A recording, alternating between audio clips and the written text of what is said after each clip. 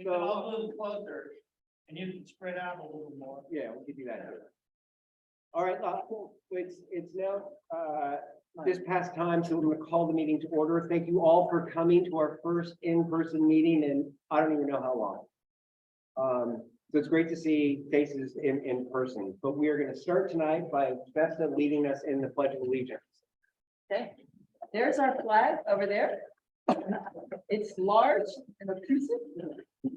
I pledge allegiance to the flag of the United States of America and to the republic for which it stands, one nation, under God, indivisible, with liberty and justice for all. Thank you. Debbie, can you call roll? Hit Marquez de la Plata, Here. Vesta Here, Copace's. Lisa Nominson is not here. Joe Roga, Present. Nick Pereira, Here.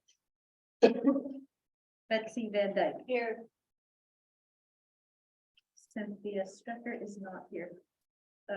Mike Nichols, Present.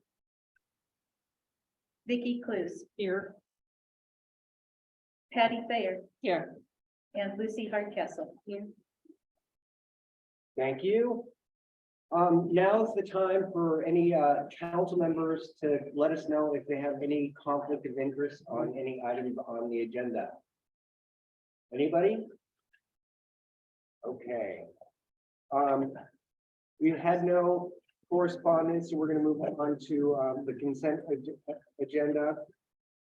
Can't hear you. Oh, sorry. Speak up, please. Okay. We're gonna move on to the consent agenda. Can you hear me now? Sorry, my throat's a little gone too. So the first order is the minutes from the last meeting. Are there any corrections or does someone want to move to approve the meetings from the last meeting? I move we approve the minutes. Move the consent agenda. Yes. I move the consent agenda. Okay. Do we have a second? Second. Can we get a vote, Debbie? You don't have to do roll call. vote. Not anymore. Okay. Oh, okay, great. So you see the other way to do it. So All those But in you still favor? have to call for a vote. okay, all those in favor? Aye. Yeah, I know. So I'm trying to find a piece with the actual agenda for tonight, but I don't see it. Where is it? Right here. The packet on page 1.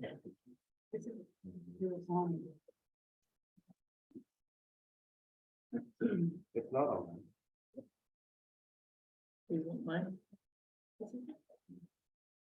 That's the minutes, but.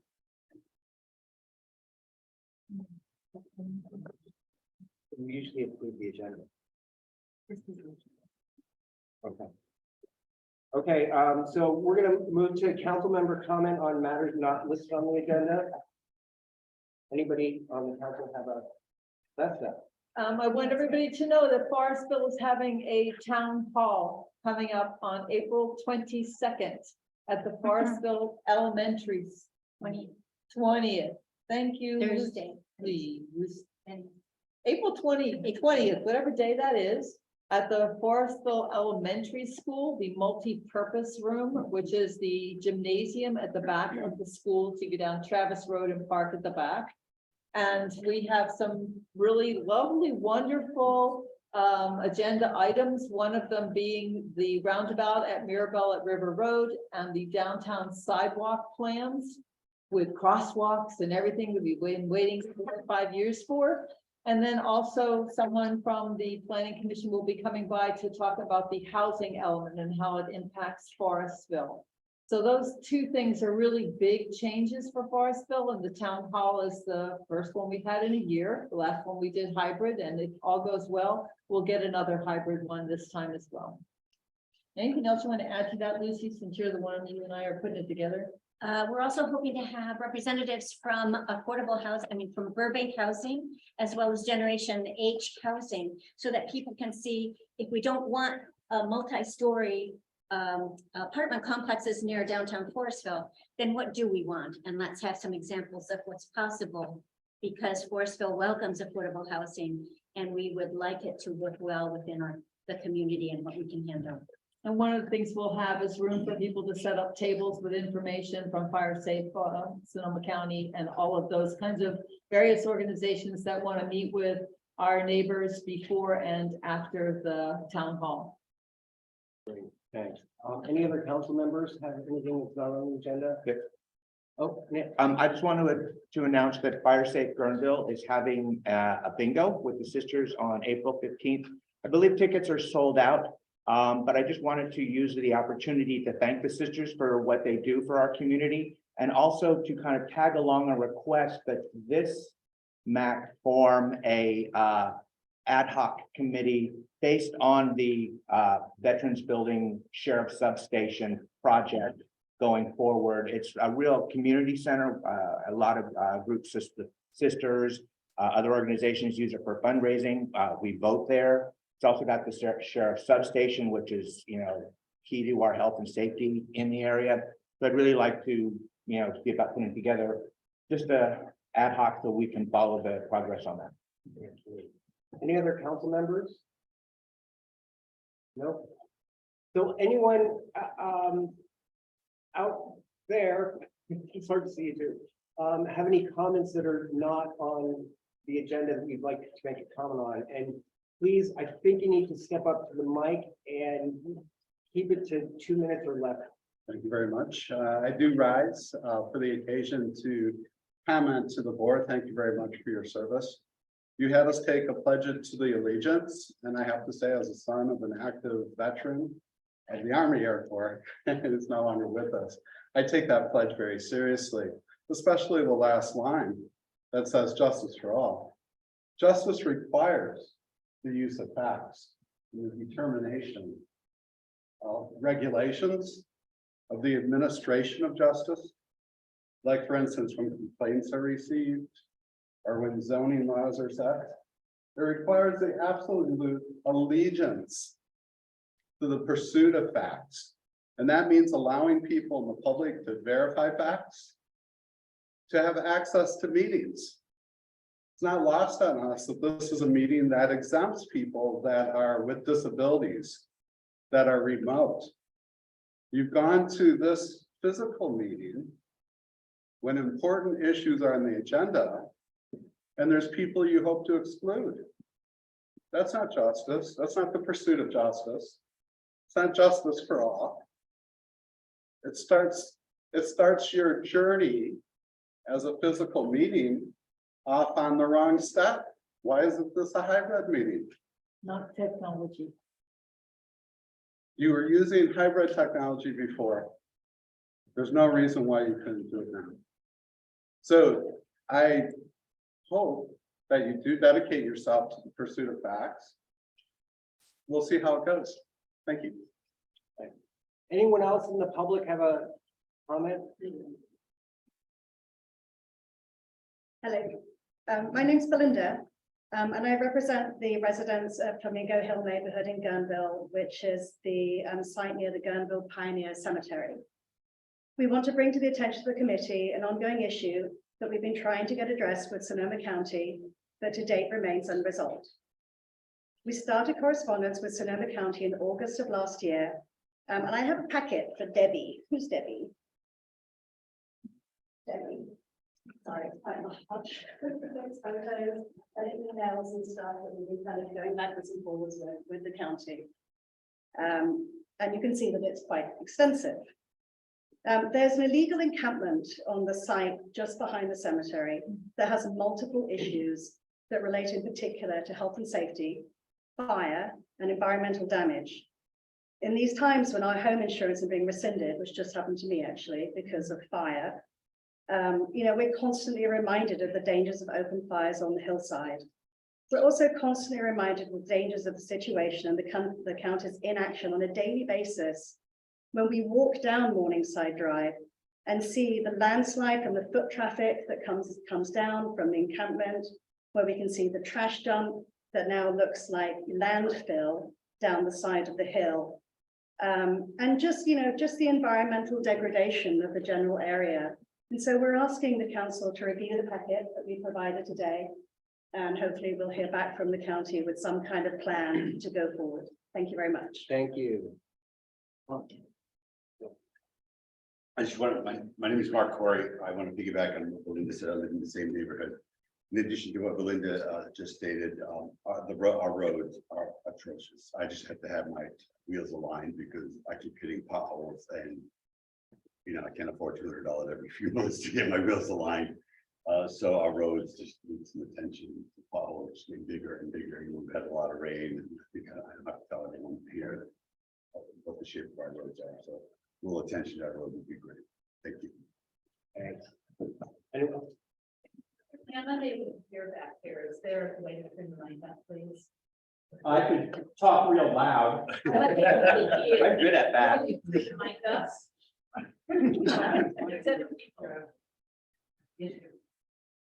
And your word. I'd like to speak a little bit more to Belinda, what Belinda brought up regarding our neighborhood, the Flamingo Hill in Guerneville. We've engaged with the county in person at the sites. And we've been, they've never followed through on the commitments that they've made to us to provide a plan or documentation or anything that they've said to us, they have not followed through on, which is, it's beginning to make us really lose faith in the county at large. One of the things that I would really like to say is that if we don't take care of the garbage, and if we don't take care of this problem with the indigent camp, then it's just indicative of how our entire unincorporated community is dealt with. It's a bigger issue. Andrew Lee stated that he has a list of over 300 open complaints, and that ours falls way down low on this list of his. But we don't even receive any sort of like confirmation of a issue number or anything like that. There's no accounting for our complaints. We never receive anything.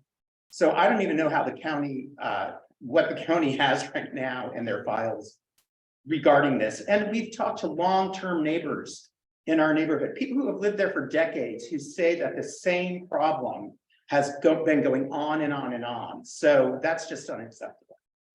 Thank you. Thank you. Anyone, John?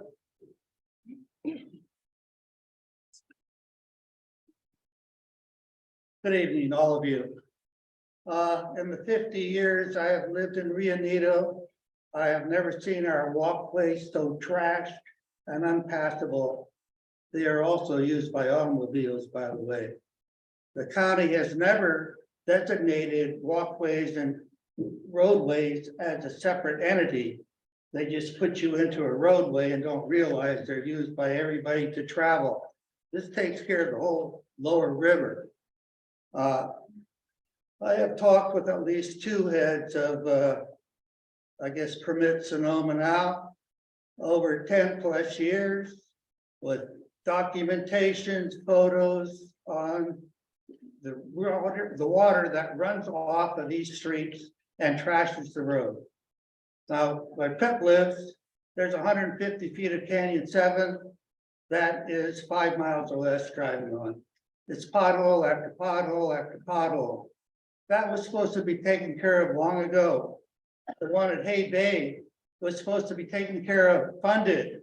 Last time I talked with the head of the department, he said, oh, there's a problem getting an easement. Well, that's been going on for years. All over this deal, the problem is the drainage. Drainage.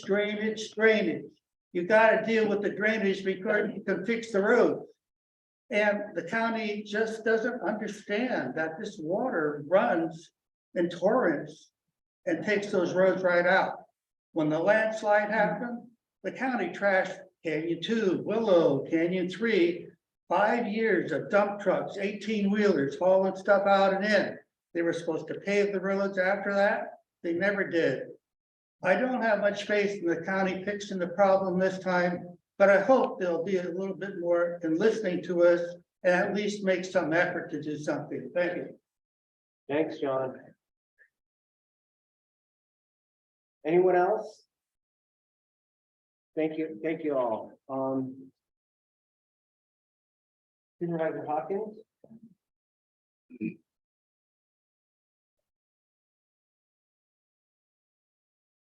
All right, can everyone hear me? Good, okay, great. So I've got a lot of updates. I'm gonna try to sort of run through a number of items pretty quickly. I did want to mention the process of the housing element, which I know will be a subject at the upcoming Forestville Town Hall meeting.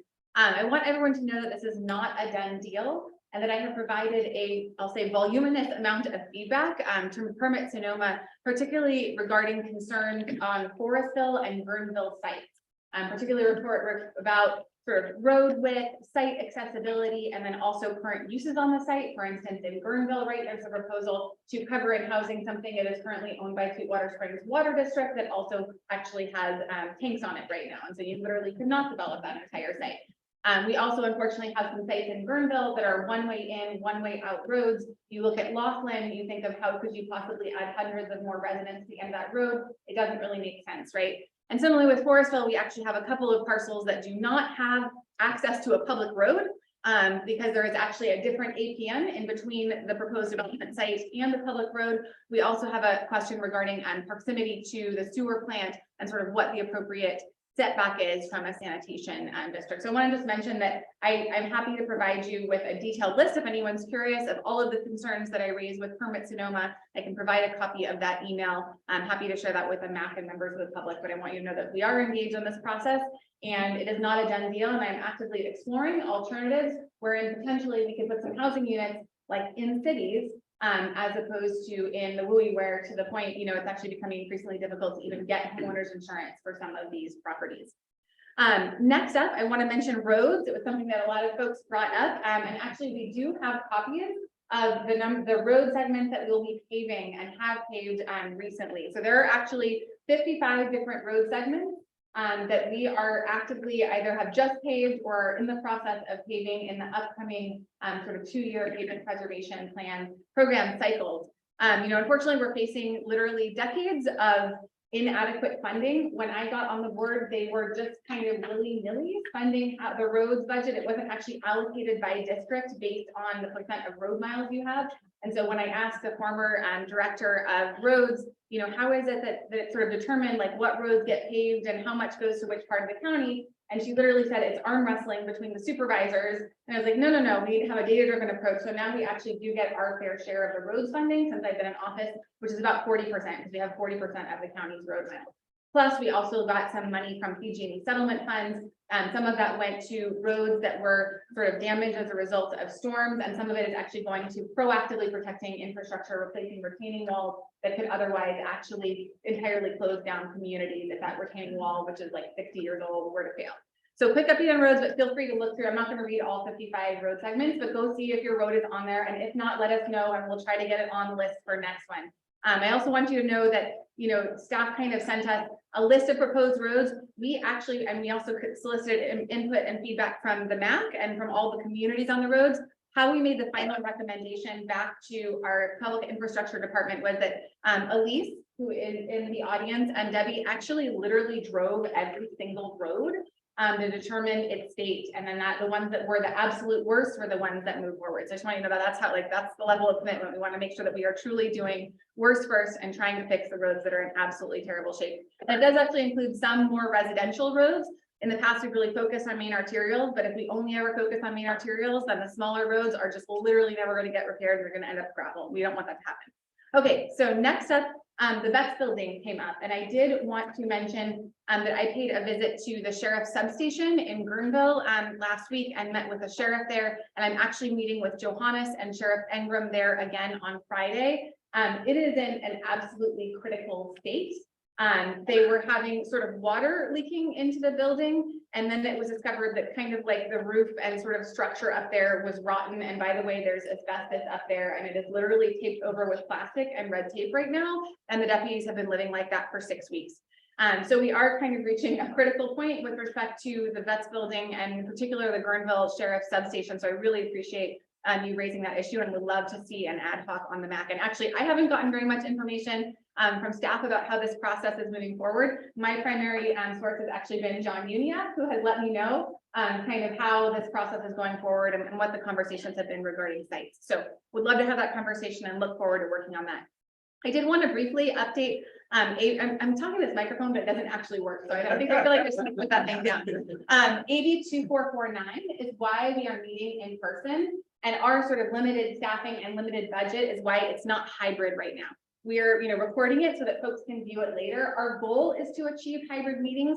Unfortunately, when we achieve hybrid meetings, that will probably mean that we can't actually get to all of the communities like we used to. We used to make it a point to literally go in every single town. So we were in every single MAC district, and we're not going to be able to do that going forward because we're going to have to kind of identify the areas that have the setups that we can actually utilize for hybrid meetings. But there is still an opportunity to change AB 2449 or to rather introduce new legislation. And so I've been having a lot of conversations on all of the boards and commissions that I serve on to try to extend sort of better hybrid options, particularly for volunteer councils. At least the Russian River, it's not quite as long of a commute, although it is quite a bit of a drive, up to Cazadero. But for our coastal MAC, for instance, right, 55 miles of coastline, we now are going to have folks driving from the Sea Ranch down to Bodega Bay and back in the evening, sometimes in inclement weather. And these are volunteer positions. I'm so grateful for all of the work that you do, but wouldn't it be nice if on a, in a pinch, you could actually call in from home and still be able to participate in the meeting. So we are working on legislative advocacy. And if you, for instance, wanted to send a formal letter to our state senator or assembly member, I think that would be a fantastic step to try to advocate from the citizens' perspective. And as people who actually serve on these community boards. All right, that's AB 2449. I did also want to mention, because it's been a while since we've met, the emergency financial assistance, which went out to folks who were impacted by the January storm. We had such a huge response and such a huge demand from the community that we actually ran out of funding. And then we were able to actually go to the Board of Supervisors and secure additional allocation of funding, which means $1 million total for folks who were impacted by the January storms and were out of work, lost power, or lost food, as a result of the lost power. And so that was sort of an opportunity. We're not currently accepting more applications, but there was a huge need and response in the Russian River. And I can also follow up and try to get the statistics on kind of how many folks were served, because I know they were still kind of doing the math even when it came to the Board of Supervisors for ratification. So that was the Emergency Financial Assistance Program. And then I do want to sort of mention, and I'm not familiar with this particular homeless encampment, but I would love to go out there and see where the sort of accountability has fallen through. I don't know if it was a code enforcement or sort of what the process was, but I'm happy to look into that, in concert with the Municipal Advisory Council. On April 4th, we will be moving forward with a camping ordinance for unincorporated Sonoma County that will actually have pretty robust protections, particularly for areas that are next to our rivers and streams. And I advocated really hard in the board meeting to include not just sort of the FEMA floodplain, which was the initial proposal from staff, but to include both that as well as I believe it's 100 feet. Is it 100 feet, remember, Leo? 100 feet, 100 meters. Yeah, okay. So a set amount from any blue line stream. That means, for instance, that Fife Creek, right, will be protected from homeless encampment. It will be sort of prioritized for enforcement. So this will actually give, our deputies the tools that they need to know sort of where camping is prohibited in Sonoma County and then to take appropriate enforcement action. In addition to that, it is actually currently active that we are saying yes in my backyard to sanctioned encampments on the county campus. So I can literally see it from my office. We now have a sanctioned tent encampment on the county campus, which will actually enable us to then go forward with enforcement actions, because legally, and I know that you're all familiar with this, but in case anyone isn't, we actually can't take enforcement actions unless we have somewhere for folks to go. We have to be able to offer them accommodations. And so this again is one more sort of tool in our tool belt to be able to say, hey, you cannot stay here, but you can go over here. And there is sort of a humane alternative to, camping out in places that are inappropriate. Finally, I do also want to mention in light of the conversation around the frustrations over the county. The Permit Sonoma is kind of undergoing a performance management review process. And so it's now come to the Board of Supervisors twice for public conversation. And it will come back again in budget hearings because we need money in order to implement this. But this is designed to speed up permitting processes and sort of, try to see what we can do in terms of, expediting that, fixing some issues with Acela and kind of a number of other bits of community feedback that we have received. And so that process is underway. I have also raised the issue of code enforcement because I have repeatedly heard frustrations from residents on vacation rental code enforcement, which I'm not going to talk about because Gary's going to talk a little bit about that.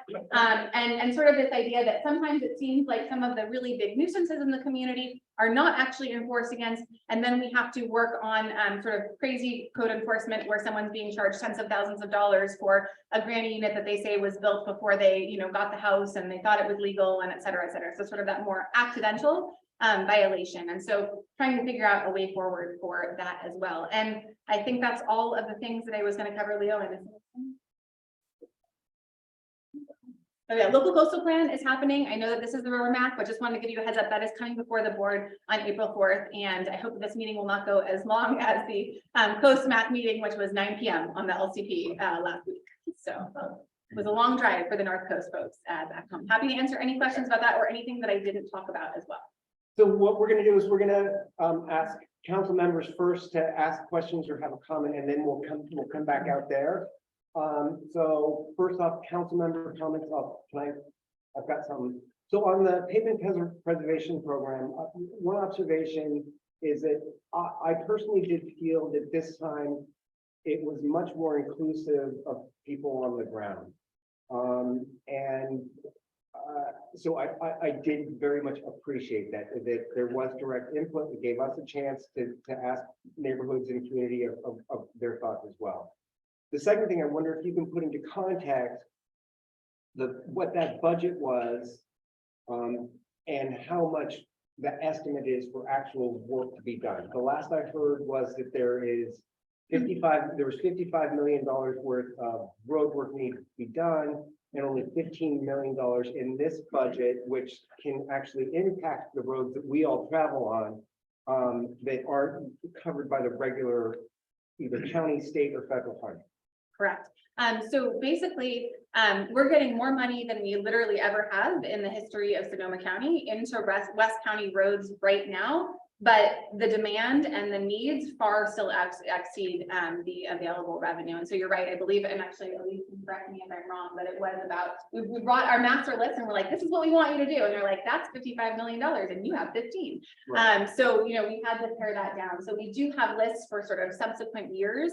And there've been conversations in other parts of the county about sort of self-help models, in which kind of folks come together to form like a roads improvement district. But I honestly think that the appetite for taxing yourself more to do what the government should have done 20 years ago is probably pretty low.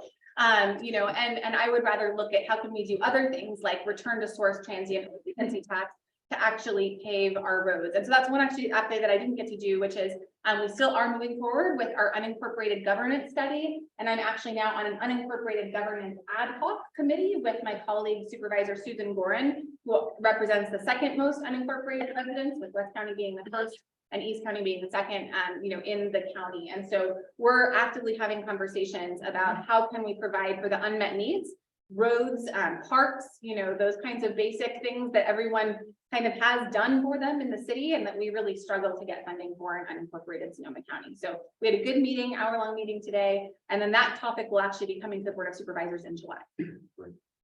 Mike? Thank you. Supervisor Hopkins, thanks for your comments on AB 2449. Senator Portopino has introduced SB 411, which will, if passed, will allow open meetings by teleconference again for advisory boards such as ours. And so we might want to notify our representatives and lobby for the passage of SB 411. That's great news. Yeah. Nick? Back to the roads, I know that when we were asked to submit, I included Morningside Drive among a couple of others, and they don't show up on this list.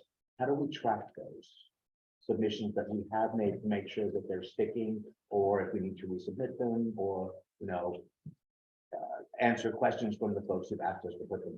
Yeah, so that would go back to sort of the needs and the demands, right, exceeding the available funds. But we can definitely get the list of what we asked, public infrastructure to do, and then what they said they actually could accomplish, and so where sort of it fell in the list. I think that we can be happy to do that. Anyone else on the council? But I'm sorry, I'm not understanding. If there's no money left, then what's the next step for those of us who haven't had our roads paid? The next step would be to wait for the next cycle. It's a 2-year cycle. So then it would be sort of like, how do we prioritize it in the next round? And when does that next cycle start? 2 years. In 2 years from now? Yes.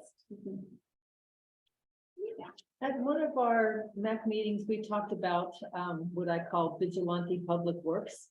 And public infrastructure was talking about how that could function, because there are many of us who have pickup trucks who throw gravel into potholes waiting, and it works. It gets those potholes filled.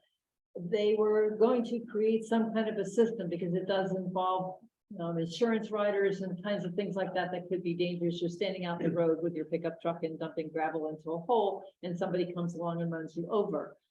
Has that moved forward in terms of public infrastructure having any kind of a system for public to do their own road repairs in whatever level we can?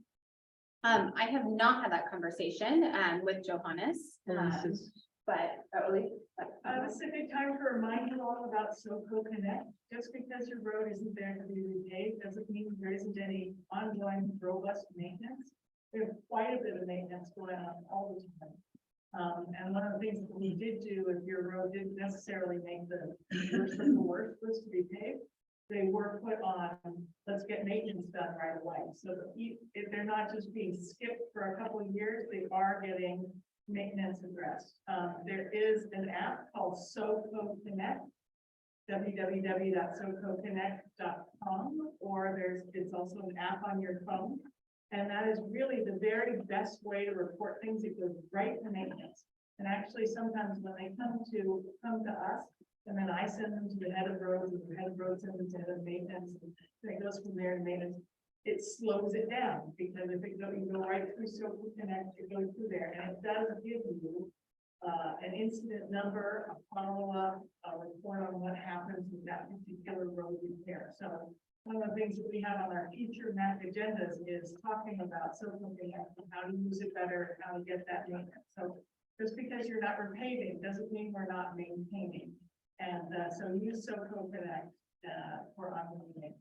And I would actually sort of add to that. This is something where actually rallying all of your neighbors to report the same potholes is actually really effective. And I will just say the county has been sued successfully over sort of a pothole notification, and then a cyclist hits the pothole and sustains unfortunately severe injuries from that. And so, essentially, if the county's on notice that there's a potential liability, that liability is likely to be expedited and addressed. And we actually do have things that we can do even beyond the simple potholing. Our maintenance crews actually do have the ability to go out and lay down a little bit of overlay over a like a worst segment of a road, right? So you wouldn't get like the whole new thing done, but they actually sometimes do go through and do, a section with hot asphalt and try to fix it up for, that a worst case scenario. So it really does help to get lots of people using that SoCo Connect and filing those complaints, because stuff actually does get done.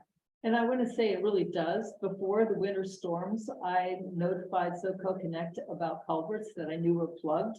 And within 2 weeks, they were all cleared, every one of them. And they send you out and use your cell phone. And they send you out a notice in your email that tells you what the number is. And then they will follow up with you. And then there you go. Somebody's out there cleaning out that culvert. And as you know, drainage is a big deal. So drainage ditches and culverts are huge for keeping roads maintained. And I got to say, SoCo Connect has been very responsive.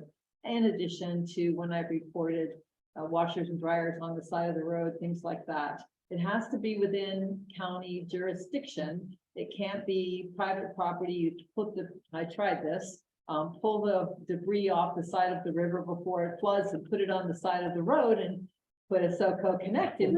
You pulled that off the river, didn't you? That was on private property. So there are some rules around it, but I have to say SoCo Connect has been very responsive. All right, Nick, I'm gonna flip that. I've reported the same culvert for 2 years in a row. And On it's SoCo on Connect. SoCo Connect and on the new iteration, and I've taken to be going with my own shovel, but I don't want this slide to hit my house. So I think it's really important for us to receive feedback if SoCo Connect is not working. So definitely please email us if you say, look, I submitted this, I resubmitted it, nothing has been done, and that's something we can forward personally to public infrastructure staff.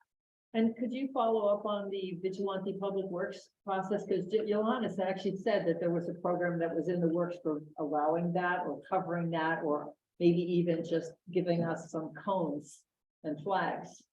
So there is sort of a flagger training that was kind of envisioned more for like roadside cleanup, less kind of doing your own pothole filling. That kind of came about with like Chris Brocade and Clean River Alliance and trying to have that ability, but I can definitely circle back with him for sure. I thought you were going to go towards quick build projects, which is something I'm super excited about too. Like, can we paint, you know, a rainbow crosswalk in Guerneville, or like, there's also some cool things that we could do. And we do have community infrastructure funds that we sort of set aside, that if there are things that you want to improve the safety of your road, like a crosswalk, you know, a sort of speed, you know, different traffic calming, we would love to hear from you. So I just want to make a plug. We have money for that right now and would love to make some improvements in bicycle and pedestrian safety, because it's really rough.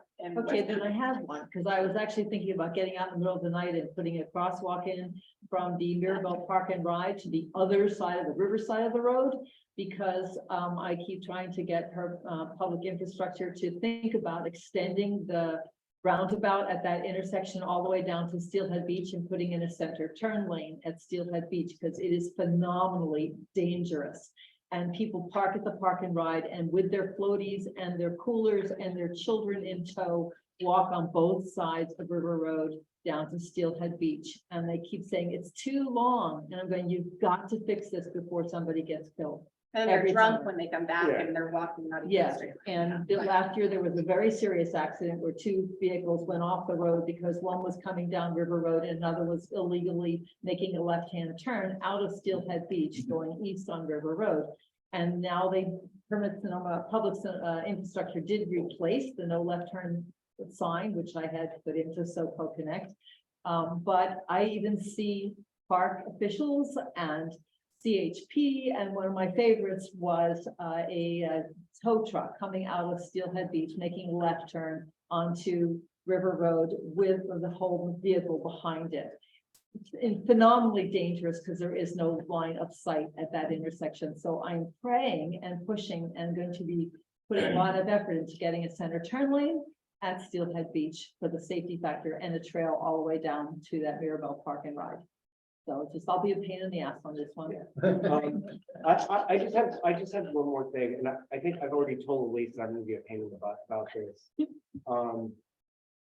I understand there's always, pardon? She said, working on it. Thank you. But it's, you laugh, I can't hear you speak. oh, sorry, Lloyd. This problem is constant. And it's kind of always the same thing. There's not enough money to fix it, and there's a lot of roads to be done.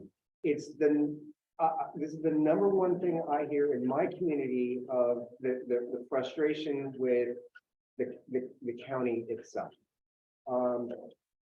John mentioned my road, and I know in this particular process that we went through, and to your point also, John, drainage was the major issue on Canyon 6 that's now created this giant problem on Canyon 7. So it didn't make sense to try to push Canyon 6 and 7 into this program, because why pave the road if the underlying structure doesn't get done?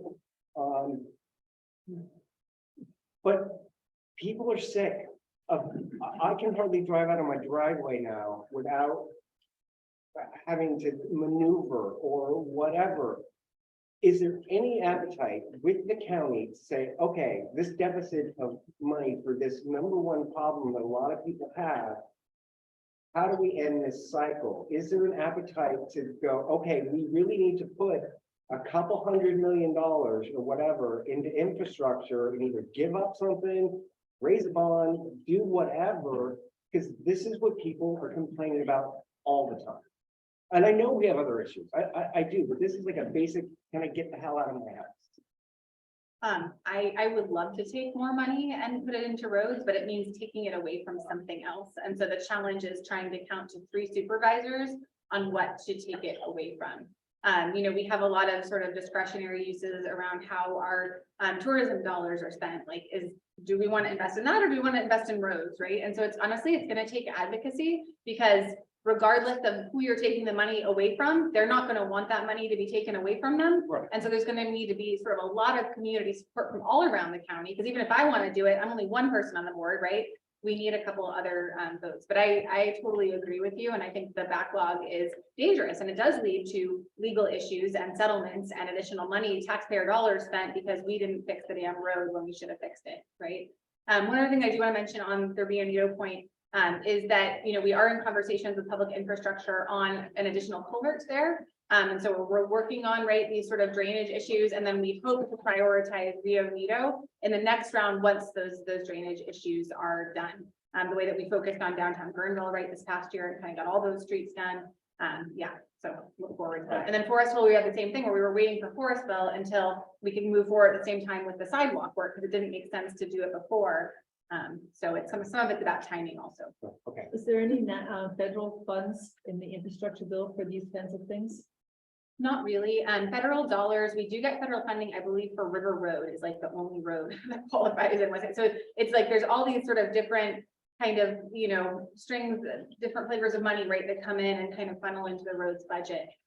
So yeah, I have not, some of that money is still being worked out, like the rules are still being written, so we can certainly advocate, but I think it's sort of unlikely. That's usually more handled at the state level. So I could hammer for the center turn lane at Steelhead Beach. You can keep advocating. All right, well, we should turn, oh, sorry, go ahead, Mike. One positive with our Department of Infrastructure, Cascaro Highway suffered serious undercutting last week with the rains. Within 6 or 7 hours, the Department of Infrastructure was there, dumping truckloads of boulders and riprap and saving our $6 million road. So they are on it, and we really appreciate their hard work maintaining our roads in Cascaro.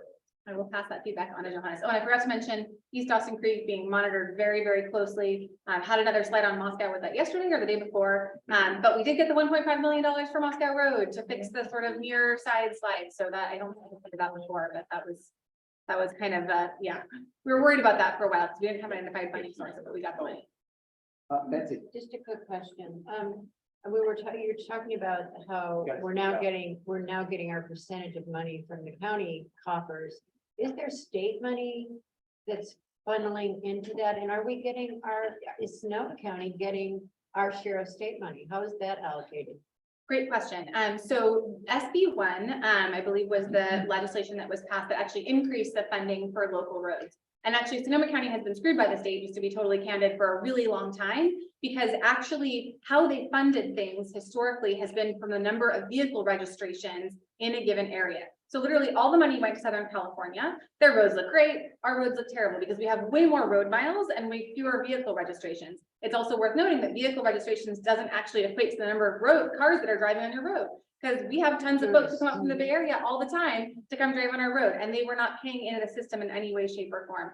So SB1 did increase the funding allocation, and even though it didn't right the wrong that had been done for many decades by state funding, it did actually increase a little bit the allocation to rural communities. That all feeds into our pavement preservation program. So that program includes all of the different funding sources all bundled together. The general fund dollars that we allocate, which we actually do have a sort of CPI adjustment, so it actually keeps pace with inflation. As well as sort of state and federal funding. And then this list that you saw also includes PG&E settlement funds as an additional revenue source. And I have also successfully advocated to make sure that our quarry mitigation funds since we have quarries in West County, are sort of added on top of that because it's not supposed to sort of take away from the other roads being paved. It's supposed to address the impact of the gravel trucks on the roads. That's what we're using, for instance, to pave Mirabel, which is in the upcoming cycle. Are there advocacy opportunities for us on the state level? Absolutely. And there are always advocacy opportunities. And so would be happy to follow up on that. You know, I think it was really great because we did actually have Senator McGuire come to a MAC meeting several years ago up in Cazadero. And maybe it would be wonderful to try to get on the agenda sometime this year, our state officials to come and address like a joint MAC meeting, which is what we did last time between the coast and the river, and to be able to express some of these concerns directly to him. And hopefully to Jim Wood too. Thank you. Okay, over here. I'll come up to the. Sure. The non-existent, right? Right. I'm Michael Keys, I'm from the Coastal Back. Thank you for holding this. It's been a phenomenal program. And I'm talking about roadside. This is more proactive than I've seen most counties. What I do see is you're not catching up to the And with all due respect to engineering, you need new blood. I mean, I don't know how to say this now. This idea that, you know, we're gonna patch or we're gonna overlay, it's not gonna work, guys. It's not gonna, you take a rain event year like we've had this year, we've got so much. And there's been so much damage because it's so dry. You've washed you don't have the same aggregate that you expected, whether it's be 5 years or 10 years. What you have to look at is sealing. You really have to go back to sort of the old logging engineering approach, where what do they do there? They put down the road base, they put down the gravel, they put out, you know, the tar, then they put the gravel, and then they run. So when you have a road base, when the top coat is just totally dry, it's been dry for 3 years, now it's rained out, you can patch to your heart's blue in the face. You're gonna have to learn how to see. And what I see patches, I see efforts, but what I see is this is getting out of hand. We need another attempt in engineering who will take these long sections where you can see it. I've got a patch here, here's where the gravel's loose, but you know what? When it rains, it's wet all through here and before there. It's 100 yards. Seal. Thank you. One thing about that, and it's not in the list that we have today, but thank you for that feedback. But when it goes to the Board of Supervisors, it actually does spell out the type of treatment that you will receive. And unfortunately, because our roads are so crummy in West County, a lot of ours actually are full depth reclamations, which involves grinding up the road, creating a new road base, and then doing an overlay. And that's about $1 million a mile. So unfortunately, the worse the roads are, the more expensive they are to repair, which is why wouldn't it be great to if not before it requires an FDR. But that is also one of the reasons that the dollars don't go nearly as far as they should, quite frankly. Because it's been abandoned. I mean, I've talked to so many folks who are like, I've lived here for 60 years, my road has never been repaved. Right? I mean, that's what we live in, unfortunately. Anyone else out? John. I just want to clear something up, since it was mentioned that I know something about the vet building. I'm Supervisor Hopkins' representative on the Advisory Veterans Committee for Veterans Buildings in the county. And I work with the people county that are working on the plans and everything for the vets buildings, what's going to happen to it, what might be happening there in the future. So that's why I can give her some information that she might not get, because I'm working with these people one-on-one type of arrangement. Thank And if it's something that the MAC's interested in, I think it would be great to include John in that. Volunteering, sorry. He's getting those Tanika got there, characters. someone would get on that. I'm 85 now, you know, I don't do much. I can kind of see you over the phone. Oh, okay, thank you. As I got this mic dilemma here. Supervisor Hopkins, I pulled up a couple of facts just off the county website about the budget. And of course, people here probably know that we have a budget that has a $2.2 billion in revenue and $2.4 billion in outgo. That's a couple $100 million in shortfall, probably made up by one-time money. Our research shows that about 20% of the budget is spent on rent-seeking activities. These are activities that government organizations and individuals use government money, but don't return value to the government. So I have two questions. One is, what role do you play in auditing how money is spent? Like your power as a supervisor, does that include the ability to audit projects to make sure that there is a return on investment or a return on the money? And then my second question has to do with identifying areas of waste in government. One of them came through in the Board of Soups meeting yesterday, I think it was, with Alero. And there we identified that in code enforcement, for instance, because there's such a plethora of fake complaints, sometimes 5 to 1, 10 to 1, depending on the subject matter. If it's cannabis, it's probably 15 to 1, vacation rentals 20 to 1. That means 20 false accusations, complaints versus one that's legitimate. When those complaints in, they have to be dealt with. That's a huge amount of money that's being spent. So my second question is, in what way are you containing that type of madness to have so many false allegations come forward that have to be investigated to no result? Thanks. Great. So number one, as not an accurate description of our budget. I don't know if you were sort of confusing the state and federal funding sources with general fund dollars, but we are actually legally not allowed to operate at a deficit. We have to balance the budget every single year. And so I would encourage you, to attend the budget hearings and the budget processes, and that would be great. Yeah, it's just right here on Sonoma County.budget. That's the Plata.com. 2.19 income, 2.44. Yeah, so again, there are different sources of funding in terms of either local revenue versus pass-through dollars that come from the state or federal funds. And to answer your question about whether I am the auditor, you actually elect an auditor. His name is Eric Rozier, and he is the auditor, treasurer, tax collector, and it actually is his office's function to perform audits. He also oversees our sort of treasury and how kind of money is invested, the sort of taxpayer dollars. And so I would encourage you to contact Eric Rozier. I have never seen any study or any statistic that says that we received 20 false allegations for every accurate allegation. And I can assure you that I have spent a lot of time out in the community with folks who have very valid complaints, like there's a homeless encampment on a property, or there is a vacation rental and it is loud, or I got a text message at 11 o'clock last night from someone in Bodega Bay who had what she thought was gunshots going off next to her. There's also actually someone who operates a private sort of firing range for his own enjoyment to the impact of all of his neighbors on Barlow Lane outside of Sebastopol. So I can assure you that I hear lots of really valid complaints from members of the community, and I've never heard from code enforcement that the ratio is so skewed. And actually, I hear more complaints that they have a valid complaint that has not been followed up on or that has gone nowhere than folks who feel that they are being kind of targeted unfairly by bogus complaints. So that's how I would respond to that. Okay, thank you. Anyone else up there?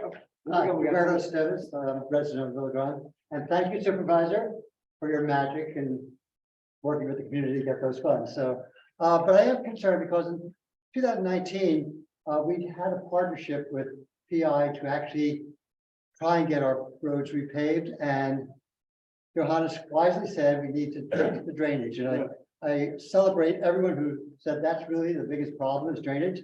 So we actually wrote a grant and got a grant of $20,000, which was matched by the county.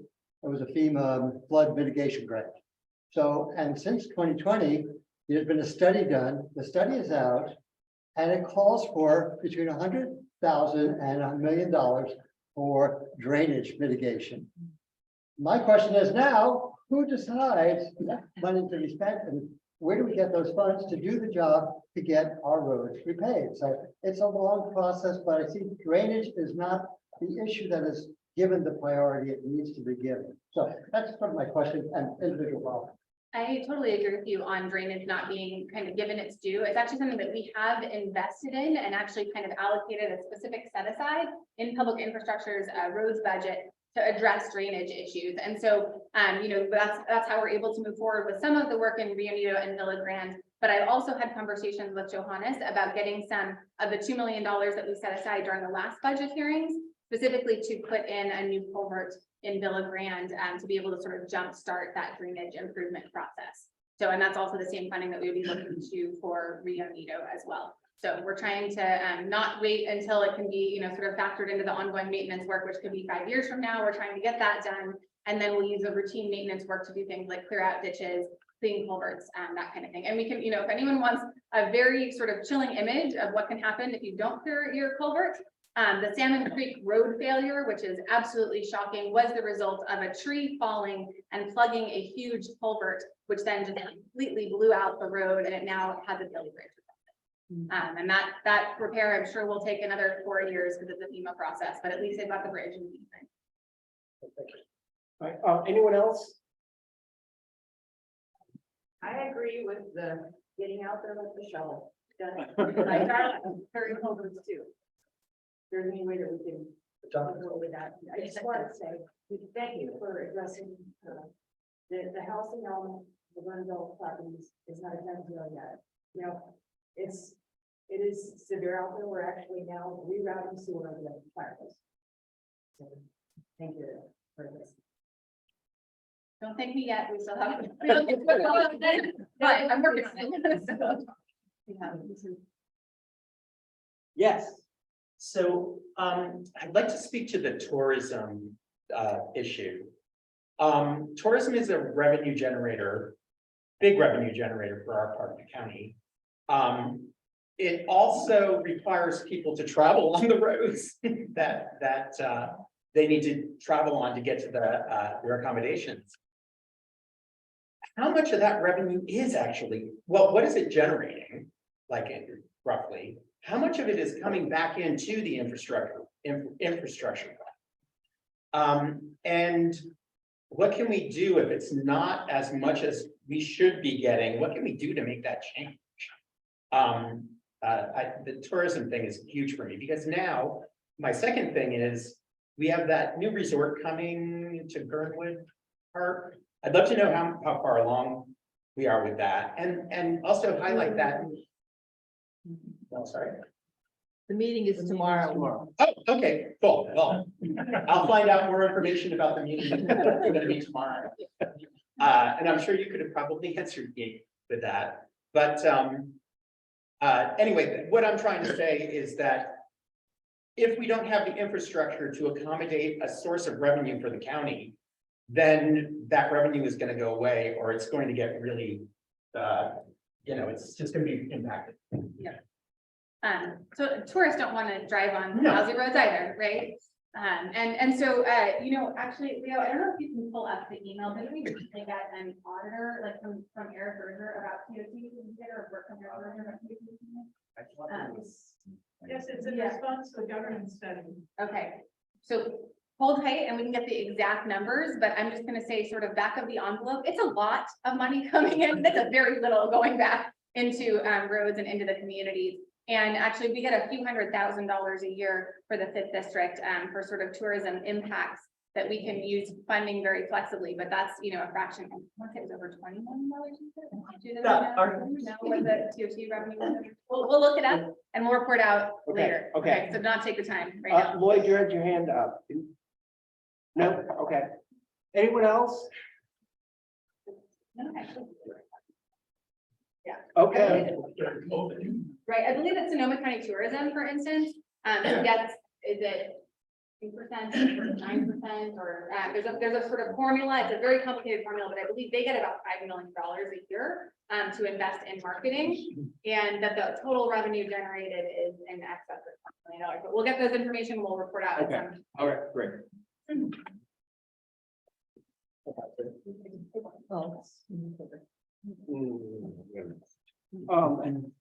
Okay, thank you, and thank you all for commenting on that. I know it's, okay, we got one more. Do we have a status on the Monterey Bridge? Haven't run down in a while.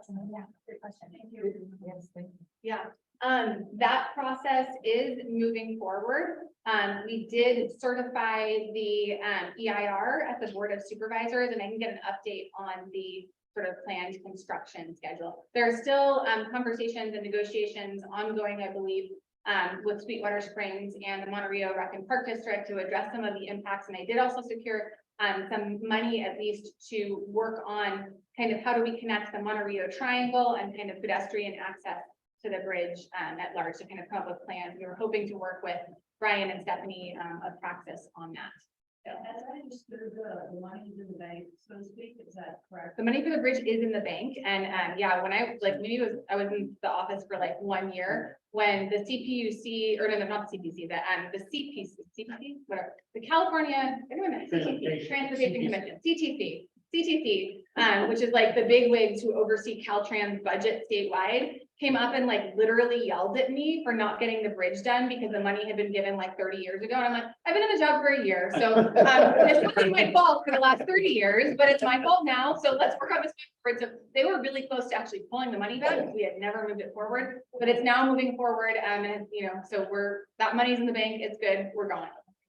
And they expect the design complete. The design is complete, and that was based on sort of the community meeting that we had back pre-COVID. And then I think that we also had some additional kind of virtual things, but the community, you know, yeah. We have a contractor on deck over there. That's a great question. I'll have to check with Johannes exactly where we are in the process in terms of getting the contractor on board. But we will definitely have community meetings kind of as the construction process kicks off so that folks know what to expect. And I also made that promise for the Moscow Road construction. As soon as we have a contractor on board to fix the Moscow Road slide, we're gonna have a community meeting so that folks kind of can, you know, ask questions of the contractor, figure out what the actual impacts are gonna be to accessing your homes and property. And then you also allocated funding for the Monterey Triangle as part of that bridge effort, and that was allocated this year. Yes. Okay, we are gonna move on to vacation rental. Yeah. Another fun subject. Okay, can I? Yeah. So DOT received $26.2 million in 2022. That's how much the unincorporated Sonoma County generated in transient occupancy tax. And we got a few $100,000 for the fifth district. And there are other money that goes in other phase, like there's some money that goes into affordable housing or roads, but it's like a big bucket. What, okay, this might be really naive, if I can just ask a question on that. Like if a whole bunch of us from the fifth district showed up at a board of supervisors meeting and the allocation is so off, would it do any good? This is the whole reason for the governance study. This is why we're looking at your numbers right now. Go to rivergov.com for updates on the governance study. Because the whole point was first to look at all these needs, we had that first community meeting. Yep. And then now we're doing this whole analysis of what money's coming in, where is it not going? And then in the end of April, early May, we're gonna have a governance meeting talking about where is this money going and how can we better scaffold it? And Linda is working on the ad hoc from the upper levels and where, so we've got the community input, we've got the analysis of the budget happening right now, which is why we have those numbers. And we have the Board of Supervisors ad hoc working all to figure out how do we then get this money reallocated. So we can participate at rivergov.com in the governance study that's going on right now, because it's exactly what we're trying to solve. Exactly. Elise, a quick question, Elise. So you're saying that there are two things going on at the same time? The governance thing, which we did take part in, and the financial thing, and that doing analysis of It's part of the BTOP. whole big picture. Okay, so it was all, what we took part in was all And part of where that. the gaps are. And then the second part is financial analysis. Another third part is the analysis of government possible organization, you know, having. the money Yeah, through what the architecture would look the like. architecture. Yeah. So all that's going on through this participation. So it wasn't just one meeting, it's a significant months-long project to do this analysis. So, and to give you opportunities for advocacy and input. It's in the staff report in the agenda, but since it keeps coming up, I just couldn't sit and wait for the staff report to come up. Are there updates on a regular basis? Sorry. Yeah, there are actually, and Sorry. we have them on, Yeah. on our Facebook page as well, but we should move on to vacation rental. Just one thing, to correct the supervisor about the TOT money, she's really trying to confuse the subject in the present way. The 26.2 goes in the general fund, is spent on a number of issues, it's probably going to pay for the Moscow Road repair.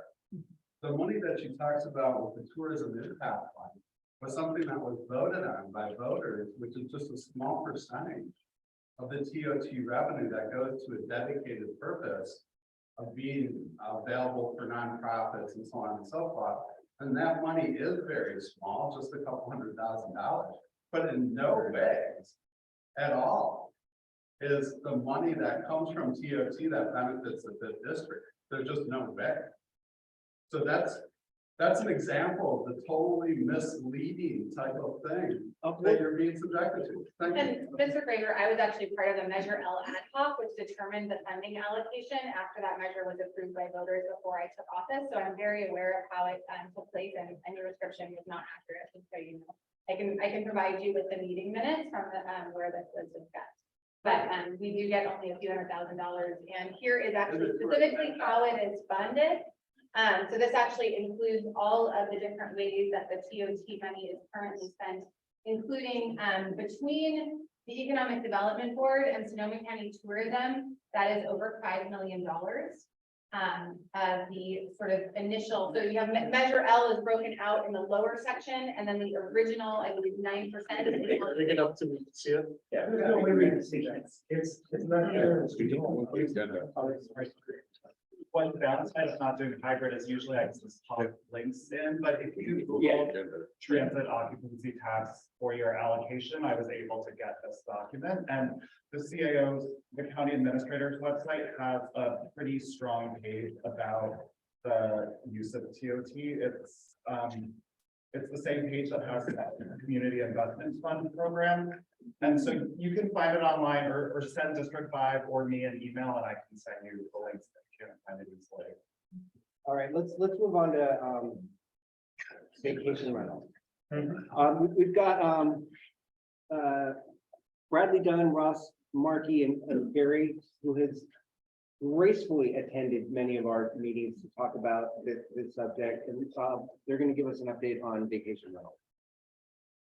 Thank you, Chair Marquez de Plata. My name is Bradley Dunn. I'm members of the MAC. You guys all know, everyone knows Gary.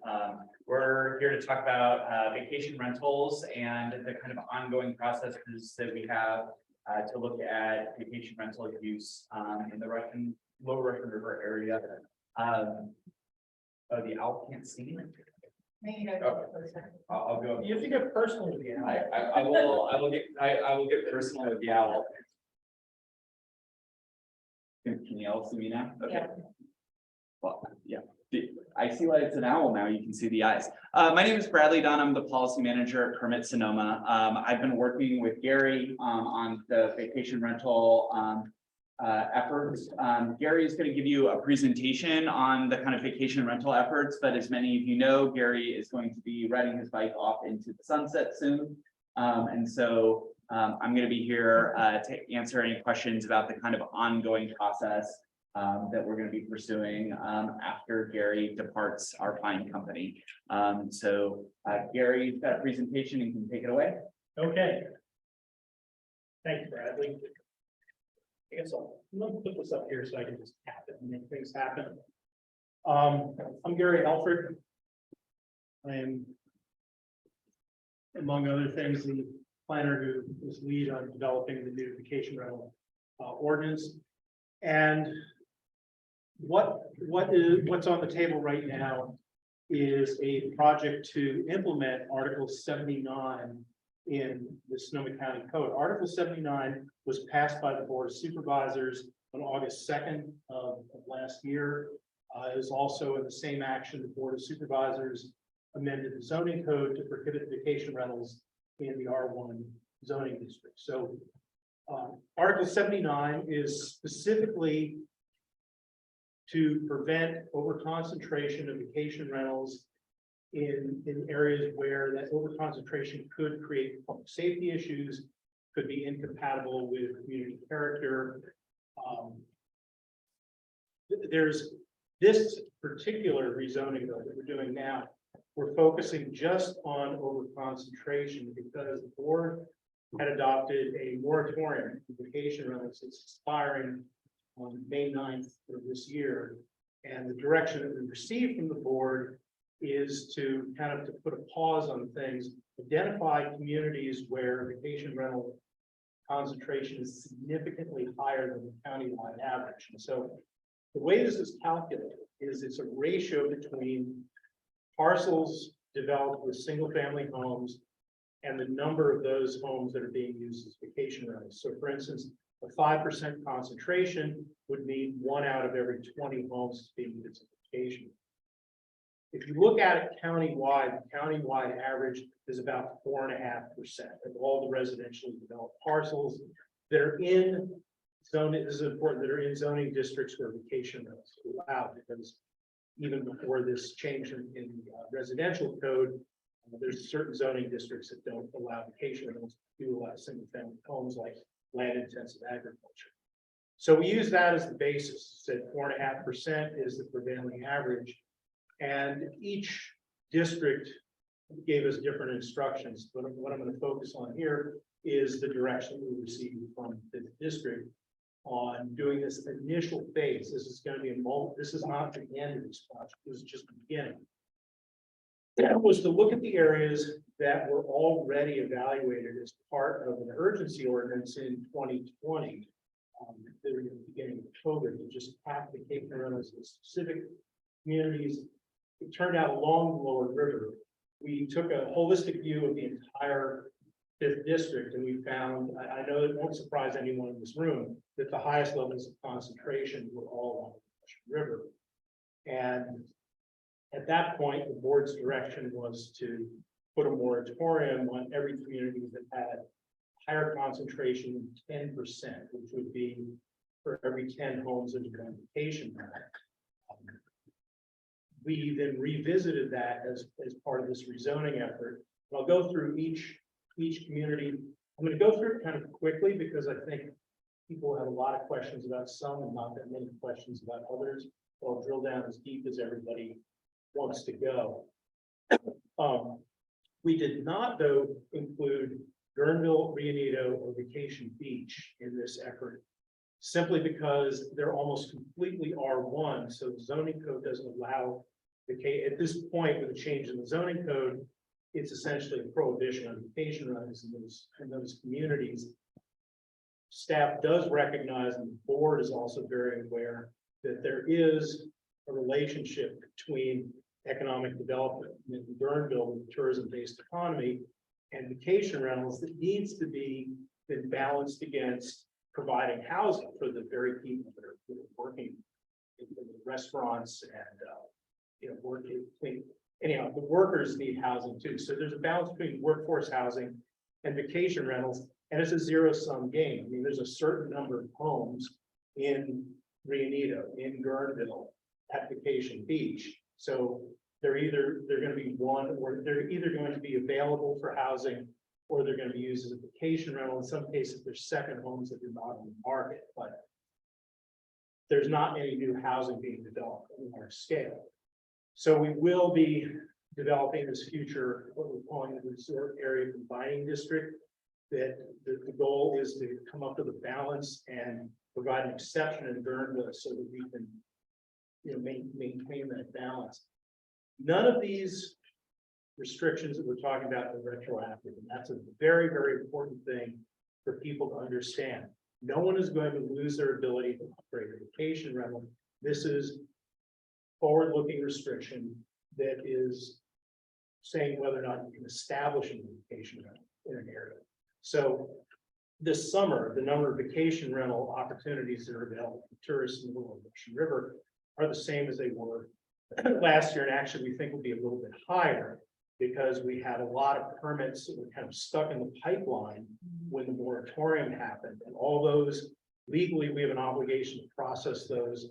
And if they meet the criteria, we have to approve them. So there actually would probably be more lodging for visitors this summer. And in Sonoma Valley, they've had an exclusion zone for a long time, and we know that the attrition is very slow. So that the rentals don't go away very quickly. They usually only go away when somebody sells their property, because these are not transferable permits. But it's very rare that somebody will abandon them. So the point I'm trying to make here is that the effect will be slow and long-term, and give us the opportunity to do community outreach on future rezonings and on developing this resort area combining district. There's not going to be an immediate crisis in terms of lodging visitors in the Lower Washington River. Oops.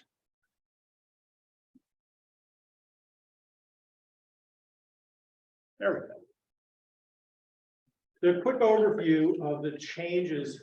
So Article 79 was always there, and it always excluded vacation rentals, but it didn't have any other tools in the toolbox. And there was a recognition on the part of the board that a total prohibition is not necessarily always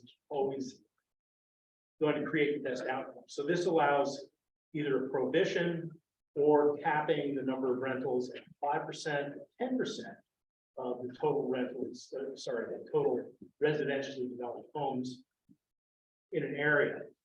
And there's a list of criteria for applying either an exclusion or a cap. We're going to be looking at all of these things going forward and be doing a lot of community outreach to identify future areas for rezoning, and also reevaluating the initial group that we recommended to the planning commission. The planning commission is now recommending to the board, but the only thing that we were looking at in round one was over concentration. But we will, I think as Supervisor Hopkins mentioned, what her office did of literally driving every road in many of these communities, we're going to have to do the same effort, because we want to evaluate parking availability and not do it anecdotally, do it with data and measure it. We are going to meet with fire services to look at evacuation routes, to see which areas really don't have holding capacity, more guests in the area.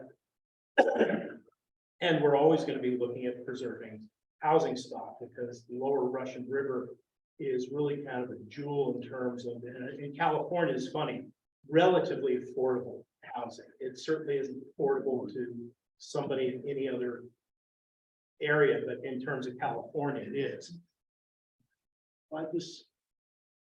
You've just enabled Q&A. How did you do that? I'm guessing your internet is just. Okay, well then I'm going to go analog here, because be able to just reshare it. no, I can run down. I've worked in this long enough that listing the communities that this is being applied to, starting upriver and moving downriver, I think is the easiest way to think of it. Is and by the way, we do apologize for. This is something we're very aware of. Some of the names that we use do not mesh the geographic boundaries of somebody who say lives in Hacienda. You go, that's not the boundary of Hacienda. We wanted to use to expedite this process and meet that May 9th deadline for the moratorium expiring. We use the same boundaries that were used in the 2020 study. So we have Rio Del, then we looked at Hacienda, Summer Home Park. In this exercise, we skipped Rio Neto, because Rio Neto is all R1, so the zoning doesn't allow any duplication that was there. Drake Road, Guerneville, once again, we skipped that because all the housing in Guerneville is in an R1 zone. Armstrong Woods Road, the neighborhood up around Laughlin, and that. I'm going to pause there, because that was the first of areas where we saw a problem with just imposing a percentage cap, because the bulk of the area was R1, and our experience in Sonoma Valley has been, if we prohibit vacation rentals in part of a neighborhood, they get pushed to the rest of the neighborhood and we just create a lot of concentration in this area. So in the case of Armstrong, our recommendation of the planning commission was to do that as an exclusion zone so that it's excluded everywhere, not just in a part of that neighborhood. And then the Vacation Beach is all R1, so we skipped over that. On the other side of the river, Gurnwood Park and going all the way up to Monte Rosa on the top of Old Cass Road. That's mostly R1. It's the biggest area. It's almost 1,000 parcels we were looking at there. That has a lot of resource and rural development zoning. We tried to figure out why that happened. We couldn't really figure it out. It's been in the general plan since 1985. But those areas then theoretically could be developed with vacation rentals and everything would get pushed out to the periphery of Gurnwood Park. Then Northwood recommended a 5% cap. Monte Rio, when we say Monte Rio, what we mean is the area down in the flats, not Starrett Hill, and the area right across the river from the bridge. The name, and I apologize for the name, but in the initial report, Starrett Hill was called Terraces, and so we use that name just for consistency so that people can track back to the original study, and we included Villa Grande down along the terraces. And then further down, the last area was Austin Creek. We didn't initially study all the way up to the town of Cazadero, but fairly close. And that initial study was done just looking at the areas that had one way in and one way out, or maybe two ways in and out. That's an area that has really constrained evacuation routes. So once again, that's a 5% cap. So those were in the 5th district. We had 21 areas altogether countywide, but those are the areas in the 5th district that the planning commission is recommending applying a 5% cap in all those areas except for Armstrong Woods Road, which will be an exclusion zone, and Gurnwood Park, which will be an exclusion zone.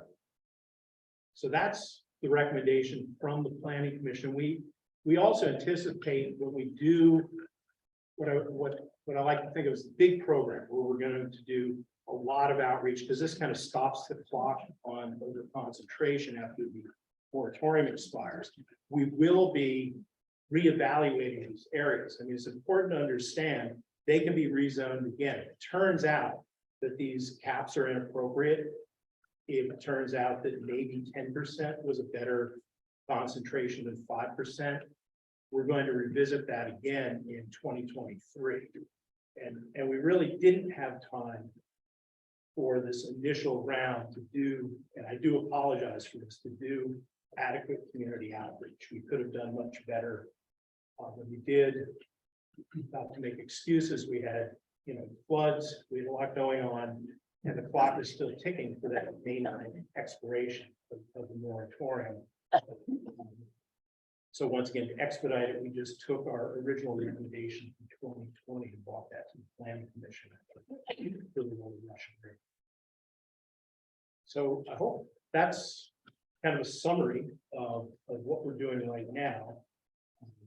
And moving forward in midsummer, we expect to have a number of meetings with MAC and really kind of get down. We want to get down in the weeds of each of these neighborhoods and also refine these boundaries. The boundaries may not, I know they don't actually reflect the community boundaries, but we're going to fine tune those. And we're going to look at other areas in the 5th district because Lower Russian River has most of the vacation rentals, but certainly not all of the vacation rentals. And we look at, also, we didn't really take a hard eye towards public safety this first round. We're just looking at concentrations and criteria. So there's many areas where there's not a high concentration, but it just may not be appropriate because of ingress and egress and WUI and the fire severity area, but that's going to be looked at in round 2 later this year.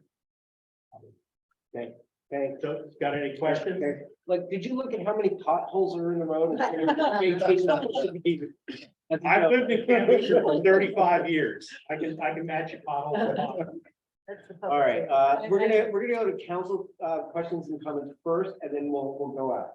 I have a question. Okay. I'm very new to all this, so forgive me if you've already answered this question for somebody else. But I'm just looking at the recommendations, and I noticed that there are areas where you're saying they are zoned to prohibit vacation rentals, right? Like it says, and other zoning that prohibits vacation rentals. So how do you have a large concentration, like at Vacation Beach, there's 19.2% right now. And I'm just wondering, how did they get to that if they were already limited in some way? Because they weren't limited until August 2nd, when the board changed the allowable uses in low density residential.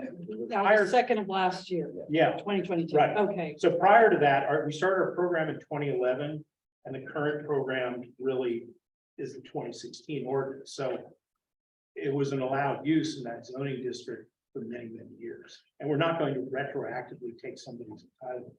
No, but you're not going, are you going to require those to go through the same level of, I think there's somewhere I read that you're gonna have people have to have somebody be able to respond within 30 minutes, and so those people who are currently in that group, do they have to also, and if you do business licenses, do they have to? Every operator will eventually be required to obtain a business license. And the business license establishes the operational standards, and kind of, that's by the way, good question. I should clarify why we have a business license and a zoning permit, because that's unusual. Many jurisdictions allow a vacation rental with a business license. Until the vacation rental program was revised, Sonoma County was one of the 3 counties in the state of California that has no business license. There's no business anywhere in Sonoma County that has a business license. So we had to create a business license program out of thin air. I mean, that was a big lift for this project, and that's in the administrative code. So that's not going through the planning commission and the land use part of the process. Excuse me, but everybody will have to get a business license. So the idea is a zoning permit is a land use entitlement. We put it back to what it should be. It qualifies the property. You get the zoning permit, and your zoning permit says this property is zoned for this use. You've got a septic system that accommodates this. You've got a house with 3 bedrooms in it. You can have this many guests, but then to operate it, it's like you need your health permit with a license. You can get your use permit, but you still need the health permit to open the front door and your inspection. So that's the point. That's the difference. The simple version of that's the difference. Nick, as you're able to do exclusion zones in certain parts in the Armstrong area, would you be able to do inclusion zone in the district, in our areas that are now, as of the August changes, excluded? That's the point of that resort area combining zone, because we recognize we need, especially in Guerneville, a holistic approach that right now with prohibition in R1, we create haves and have-nots amongst the property owners. And so conceptually, the idea is we decide Guerneville can support and needs X. It's a number of vacation rentals in the boundary, and that combining district lays on top of that and it overrides the restriction. So it says,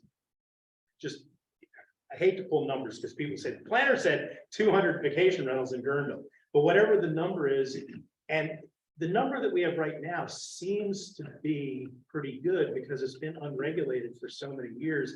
It should represent market equilibrium. It should have reached a point where people aren't opening them because the market's meeting the local need. We don't know that. We're going to do that study. But I would just like to mention. Manage my expectations. No, I would just like to mention with that those are going to be some of the subject of the meetings that will happen next, or this coming summer, and late summer. We're starting to work with the district office to set those meetings at convenient times and places, looking at kind of the, I believe, late July, August kind of time frame for doing that. And as Gary has reminded me, it's kind of a two-step process. So we have to create the legislation for which, an inclusion zone would be considered. And then we go through a similar process to identify where those inclusion zones are. Members of the public would have ample opportunity to participate in both processes through a public participation process. But much like we in August changed the rules by which vacation, some of the rules are around zoning to create caps. And now we are moving forward with, a process to create the caps in a second step. It would be similar with an inclusion zone.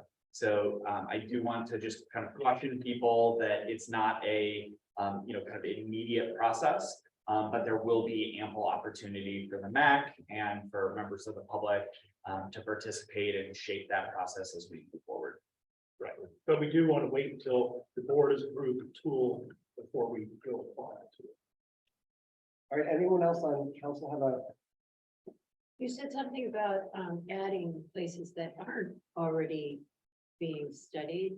And I did have someone mention to me, someone who used to serve on this board, that Noel Heights is not included. And I looked on the interactive map, which was a very fun process, particularly seeing my Neely Road. But there is a fairly high concentration up in Noel Heights that is appropriate for an eyeball.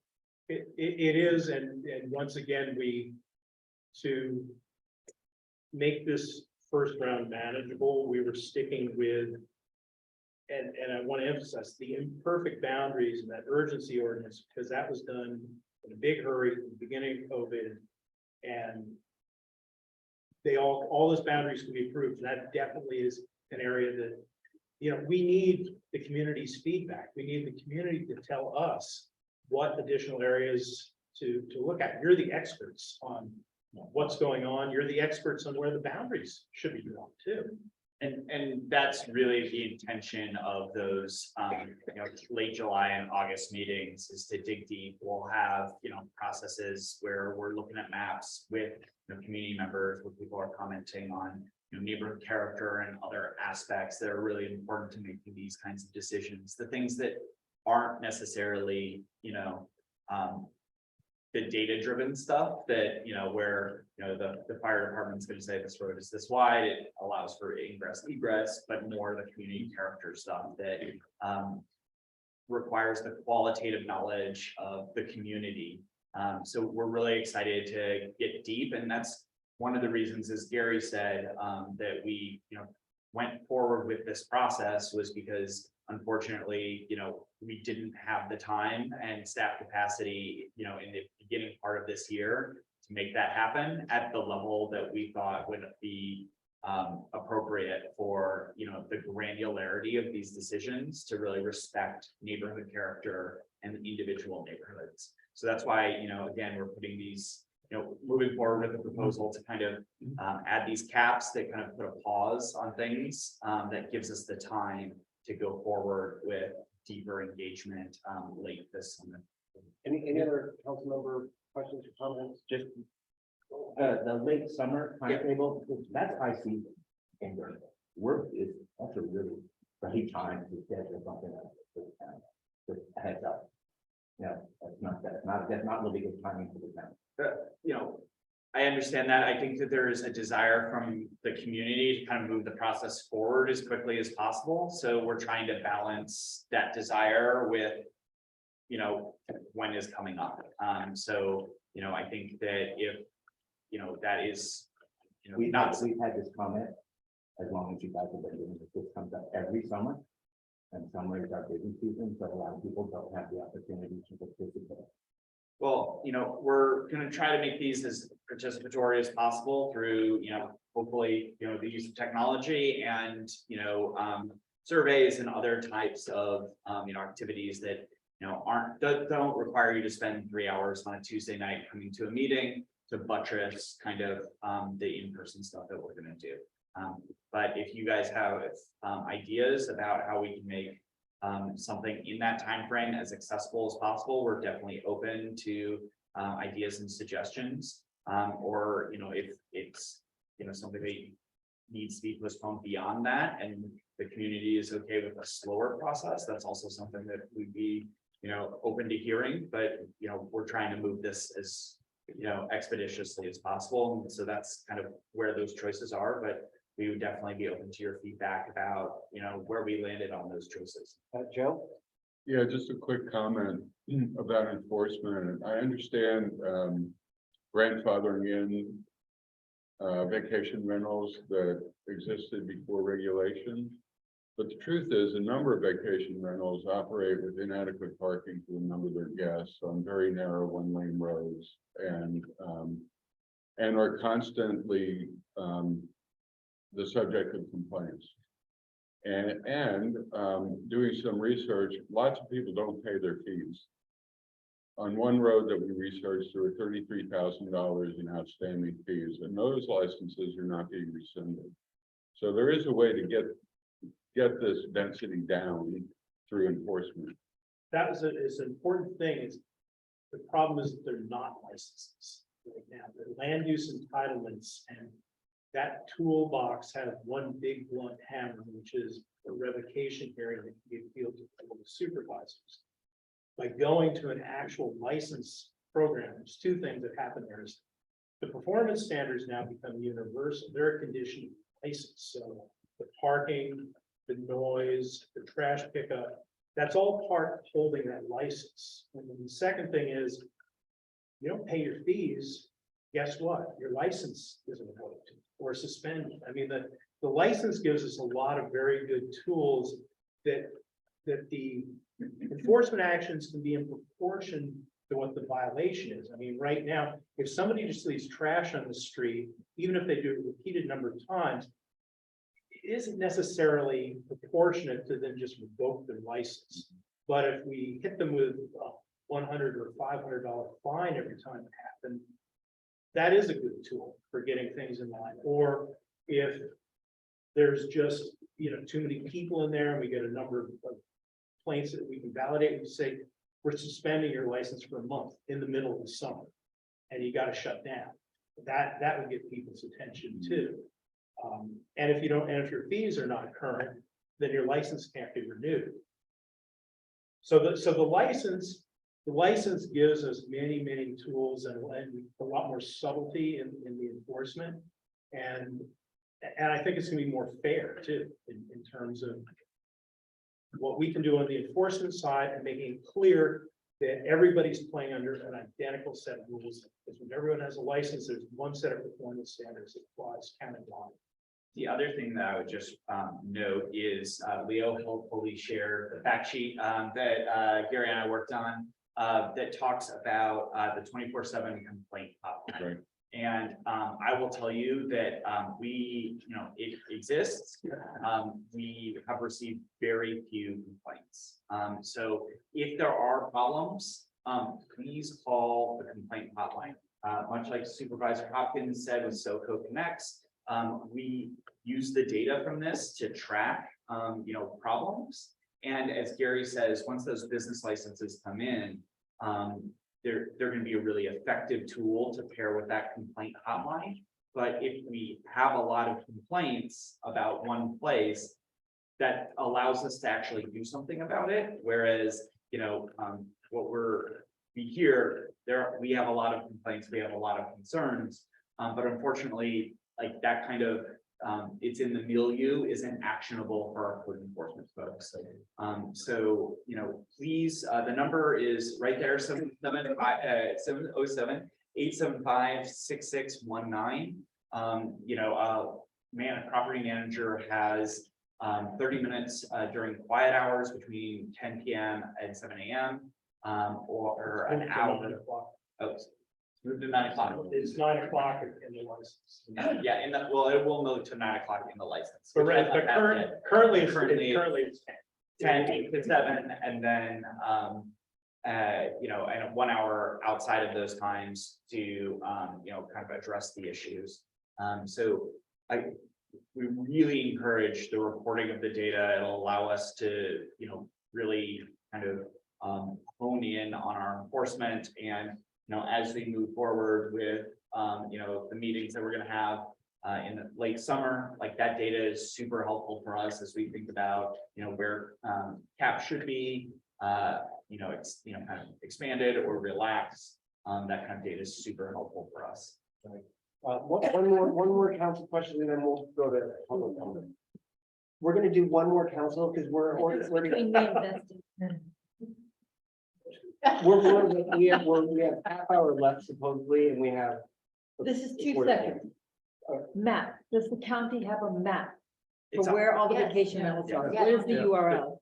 It's in the, It's on the vacation rental ordinance update Okay. page. There's an online map viewer for you. Thank you. Maybe send us an Maybe email send with it out. that too today. Is there a mechanism for catching unlicensed operators? You should report, if you think somebody is operating a vacation rental without a license, you should So there's no scanning system working. call the number. We have. We do a web scrape. We do have, it's not 100% efficient. We do rely in many areas on people telling us that somebody is operating a vacation rental without a license, and we'll contact them and get them in compliance. That's an easy thing as opposed to, operating in a way that creates a nuisance and annoys neighbors. Somebody operating without a permit is an easy fix. All right. Okay, public, up front here. Do I have to get up front? No, just talk loudly. Okay, I'll try to be loud. My concern is, about people being grandparented in, because I think we all know difficulties that we have with current operators. And some of us in my neighborhood feel intimidated by one of these people because he has some connection to the fire department, he always tells us. I have called the hotline and asked about confidentiality, and they couldn't guarantee me that. So there's a part of me that does not want to report. But, this guy lives in a very crowded neighborhood. There are 3 vacant rentals. It's a loop, Rio Vista Road. And his website says sleeps 12. Right next to him, there's another vacation rental. I mean, some of these houses are like, 14 feet apart. It blocks the evacuation access for walking, in some of these neighborhoods up in the hills, you have a walking evacuation. And, it has basically 2 parking spaces. And, when it says sleep 12, you have SUVs and all this other stuff blocking a lot. My concern is, there's a couple of things. Would there be inspections of the current properties and their websites? And also, how would the neighborhoods know to be able to get to the websites? I feel like I've been blocked from this website somehow. It's not easy to find. And because none of us know what the county list is of where these vacation rentals are and what it's really under, like, he has some Disney name of his house rental that you wouldn't know. Except for one of the other neighbors who has a vacation rental told me, so, and we have other people who are just wonderful that send out letters that this is a one-way street.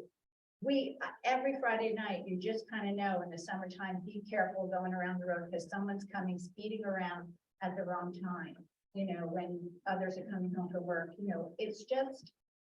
it's nervous making to me that other people that seem already established, and we don't know how they got established, are doing these vacation rentals. This is the problem now, and it's going to be a problem adding new people on. And I love the idea of the license, but will the property be inspected? And you said that they're going to look at septic and zoning permits and all of that, and that the fire department will be going out about access. But how does this happen for people who are already established? Okay. And unwrap this a little bit. One, the issue of retroactively taking away an entitlement is a question for county council. But county legal counsel feels pretty strongly that is something we can't do. That we've given you an entitlement. I mean, it's like we let this house is built and it doesn't meet setbacks. We're not gonna make you tear the front of your house off. It's your right to keep the house there, even if it's right up against the street. And so that is something that legally we've been advised we can't do, is not recognize the existing covenants, the legal obligation. The interactive map is now set up. If you click on the little dots where there's a vacation rental, the permit number shows up, and you can take that permit number. Everything about the permit is a public record, and so you can look up anything you want to about that particular vacation. So pretty easy to look up what's going on, and if there's a vacation rental next to you and you're not seeing a dot, that map is pretty accurate, and that would probably indicate it's maybe not licensed. I mean, not permitted. But like I said, we rely a lot on citizen input to chase these things down. And a lot of the operational problems, the license, once again, gives us better tools to, enforce in real time, enforce right away. And encourage, encourage compliance. The other thing that I would just mention is, the California Public Records Act is something that legally bears on what we can and we cannot share. So, or what is required for us to legally share. And so, that is where, those challenges, kind of exist. Well, yeah, the issue with confidentiality is we can't accept anonymous complaints. We can make your complaint confidential. And the distinction there is we could end up in a court action and court can compel us to provide names. I mean, if we get a subpoena that says who filed the complaint, we have to apply that order. And we can't say it's an anonymous source, and that's why we need a name. All right, next, hat bearer. Hi, thank you. My name is Danny Drury. I live and work in Guerneville. I'm a little nervous about public speaking, so I'm speaking. But I don't own my own house. I'm a year-round renter. I work locally in Guerneville. I totally appreciate the need for affordable housing. I like to think of myself as lower middle income, but I'm not. I'm just lower income, But I work for a vacation rental property management. That's how I pay my rent. And living in a resort area, I think it's undeniable the importance of tourism for our community.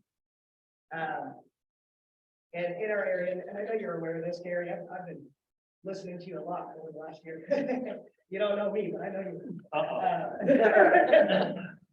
I know that everybody knows, like, it's a tourist-based community. There's not sufficient tourism lodging outside of vacation rentals. And so when the R1 ban came down in August, I was shocked. It just so unevenly affects Guerneville compared to the rest of the county. And Guerneville relies so heavily on the tourism. When I say Guerneville, I mean all. But so the R1 ban shocked me. I understand the current exclusions because they're to plug the gaps that the ban is going to create issues with. And that's part of why I'm not sure that bans are a solution. Because to me, it reaches a little bit of entitlement that a certain area can say, we're not going to have vacation rentals here, and then that puts the burden on the surrounding areas. I am in favor of caps. I feel like, caps are a way of regulating them properly, so that workers like me don't lose housing potentially and address the safety issues. But an area like ours in the Lower Russian River, I would sincerely hope that a 10% cap can be considered instead of a 5% cap, especially considering the R1 ban is already in place. I know that there's the AR rezoning project. I would love to learn more about that and time frame and everything. I have some notes, so before I get cut off, give me 1 second. Shake my head, thanks. So, Art, I'm shocking, is there 10% cap versus the 5% cap? Illegal rentals, I'm really concerned about that, you know, obviously I work for a property management company. I take a lot of pride in the fact that I don't want, you know, I live in a neighborhood that's surrounded by vacation. I don't want my vacation rentals to be the problems that people are calling in and complaining about, you know? We have very strict parking regulations. We are already enforcing the 9 p.m. curfew noise ordinance. We do drive-bys to make sure our properties aren't. Excuse me, there was I didn't know that that was the sound, but we're asking people to keep it to 2 minutes. There's a harp. It's a very pleasant sound. It's kind of like a little buzzer. So when you hear the harp, that means your 2 minutes are up and. Can I wrap up real quick? Yeah, wrap up real quick. So anyway, properly managed, properly regulated and managed vacation rentals, I think can be a boon. But I would love to know what the county is how they're battling the illegal rentals, because they give a bad name to all of us. And they skew the numbers a lot worse. So it feels like we're being restricted. Oh, we're gonna have 5% cap, but all the illegal rentals aren't gonna abide by that 5% cap. And it hurts the people that are trying to. And then lastly, the transient occupancy tax. Is there any possible way for it to stay within the district within which it's raised? Because we charge a lot of money for our rentals and the taxes that are raised, and the fact that we're not seeing that money come back for our roads. I live on Cinder Way down here. Potholes like where you need them, you know, like, anyway, so thank you. Well, Can I just quickly say, anyone who feels that way about TOT, bring your friends from East County and North County to the board meeting. It takes 3 votes. So those are our votes. well, thank you for sharing, and even with your fear of public speaking, came through loud and clear. We definitely want to strike a balance in these areas that understands the needs of the community on both sides, whether that's preserving housing or preserving the tourism economy. And that's one of the reasons why we really wanted a process that's more granular that we're going to be going through in late summer.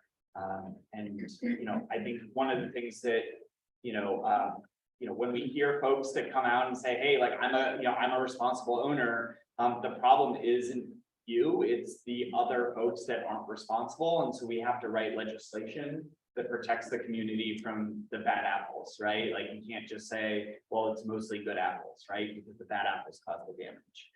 So that's really part of the process, is us trying to find that balance that works for the community. And hopefully with the business license and the phone number, we're really encouraged, if you know the bad apples that aren't licensed, please call the phone number so that we can do the kind of enforcement that gets rid of those bad apples. All right. What's over here? And remember the harp sound. Sorry, I didn't even know it existed. So I applaud you guys for what you're doing. My personal belief is that the cap is somewhat arbitrary, and that rather than say 5 or 10, I think we should look at other sectors of zoning that are in play and see how is this been carved out. Let me explain. There are a lot of places where there's conflict, and I don't deny it, but then there's another point here. There's not enough affordable housing. Now there's not affordable housing. If you look at the lower Russian River, so many of these are the housing, they're in such deplorable conditions, but they can't upgrade them. But what we haven't done is brought this in with the state regulations, so it's 65,583, which is the ADU units. So this is a perfect mechanism for very low to mid to low income housing, where we can actually change this formula and bring in some of these areas. I'm not saying the ones that are really densified, areas that are not really high use, get affordable housing. But let's be careful with that cap, because until there really is a comprehensive way to decide where we can put these accessory dwelling units to help really what they're for the workers here, I think we're going to miss the point. Thank you for that. Next, Lloyd. My name is Joni, Mr. Hofer. I spent 2.5 years writing you Sorry that I couldn't interest you in a response or reply. Thank you for making the presentation. I know that this issue has been worked on quite a bit, a lot of energy put into it. I found your presentation underwhelming. Too much jargon, and a lack of clarity. You said you had a map. You didn't bring it to show us and illustrate to us. What I'm saying, please, rather, and I don't mean this kind of meeting, it's nice to have in force, so I'm glad we're meeting in person. But of course, if we all listen to each other, a lot of this is in Guerneville. And so we should have maybe a meeting in Guerneville on this particular issue. And you might have another opportunity to make a presentation that is less filled with jargon, granulations, and hard, and make greater clarity. And the community is not just businesses, it's also residents. And some of them are older, who bought with the intention of living in a community that has a certain character and a certain quality of life. That has disappeared and is continuing to disappear.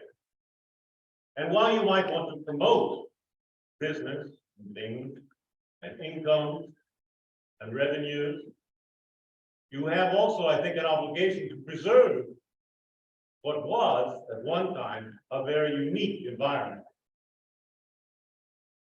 Thank you. So I would just, I'll be happy to talk to you later. but I would just I mention. don't want to take up too much time, and so they can move on to the next agenda item.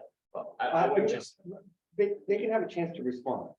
I would just mention that we will have meeting, at least one meeting in Guerneville, in the late summer, specifically including neighborhood character as, you know, a topic for people to discuss. And part of the reason why we're doing it then is so that we can have that conversation.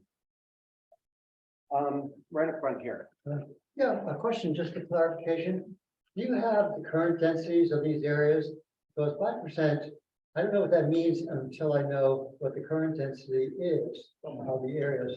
And the other question I have is, how about all the people who are waiting in line? Do they then bid on the 1% that may short? How does that process go on? Are people who want one, but it's blocked and they're waiting for the opportunity to get a license? Yeah, so a license would become unblocked when somebody sells their property or, you know, doesn't renew, doesn't renew their process.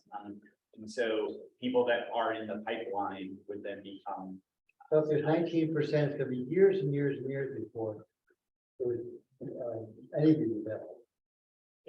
To emphasize the. This is done as a placeholder. Right now, we can adjust that percentage. The board could remove that cap as well. Okay, just curious about Yeah, the impact. I mean, it's a policy decision for the supervisors. All right, we had a question over here. I have what I hope is a quick question. Is Sonoma County generally doing anything about establishing a noise ordinance? Because a lot of the vacation rentals, in some cases it's density, but in some cases it's the big party. And I like to go to parties too, but the way the hills and the valleys and the river and so forth, you know, the noise goes all over the place. Sometimes even the people that are creating the noise are not aware of it. But if there were a standard noise ordinance and it was low enough, I think it might at least make some of these problems less problematic. Yeah, in the vacation rental permit, there are strict measurable noise standards that you cannot exceed in a property. So that takes care of noise. It doesn't take care of noise in general, though. Noise goes over property lines, so it goes up. Well, I understand, but I want to be clear, it only regulates, it doesn't regulate you, it doesn't. regulates. So you can have a huge party, and that's not regulated right now because there's not a noise ordinance.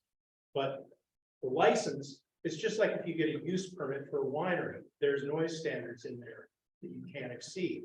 So you're running a business, you have an entitlement, you have a license, so the license does tell you how loud things can be, and at nighttime, it's 55 decibels, significantly quieter than I'm talking right now.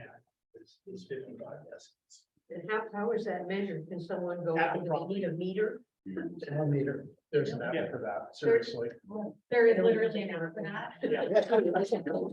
I actually got the, you can go to the App Store, if you're Apple, you can go to the App Store and download it.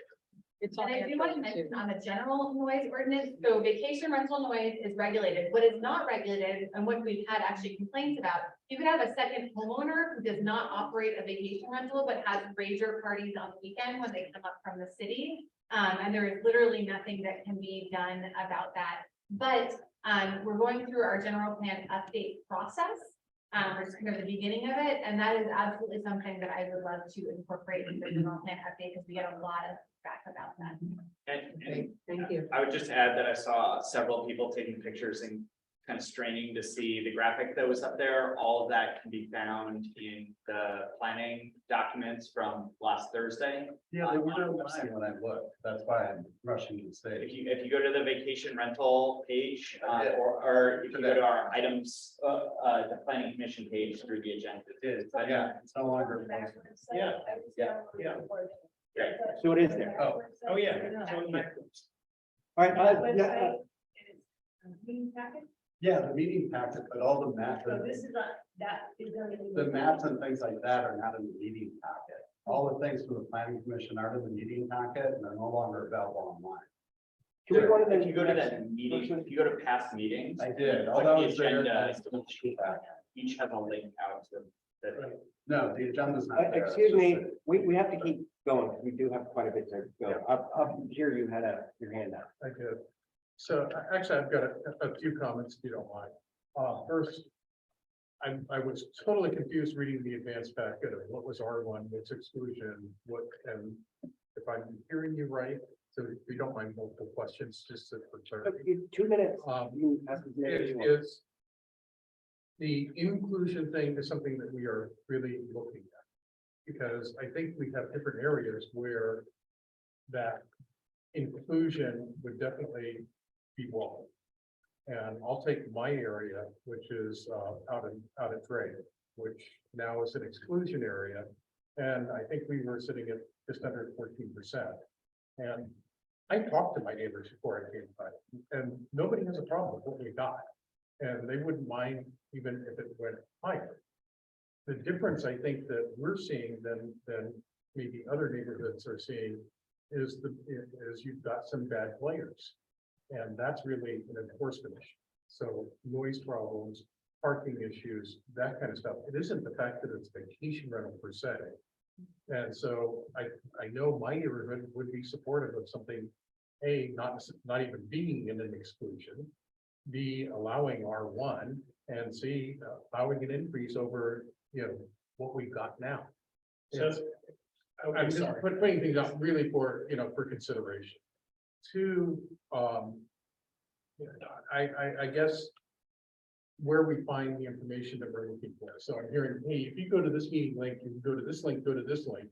I tried to find vacation rentals and just look it up on County of Sonoma. And I got myself the permit Sonoma, and then it's buried. And I think really, if we want people calling the hotline, which is really a good way of solving a good part of our problem, is actually enforcing what we've got. All right, that's your 2 minutes. Okay. Well, I'm sorry. No, it's we- okay. we- I mean, it's a frustration of how these meetings work. I mean, all right. You guys want to respond? Just quickly, the R1 restriction is not part of this process. That is a change in the zoning code for supervisors made in August. So in the case of Drake, there's, I think, 6 or 7 parcels that we're putting in the exclusion zone because almost all of Drake is on the zone. So it's already prohibited, regardless of what we're doing right now, under the current zoning code. It'd be new vacation rentals. I think which is why we want to develop resort area combining district. I want to be clear, that's under development, so that would allow vacation rentals. That would imply the restriction of saying this area, there'd be a carrying capacity, you know, there'd be meetings, we'd say, how many vacation rentals are appropriate in this area? And we apply the district, and there could be that many vacation rentals in that area. And that's. So that's, but I want to say, we have not developed that policy.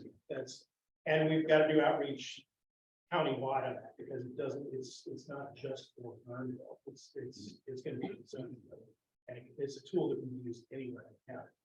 But as we said previously, that's going to be the subject of the meetings Correct. in late summer. So we would really encourage you and your neighbors to join us for that. We'll also have surveys and other means for folks to. Right. All right, we're gonna take one last one. You had your hand up, didn't you?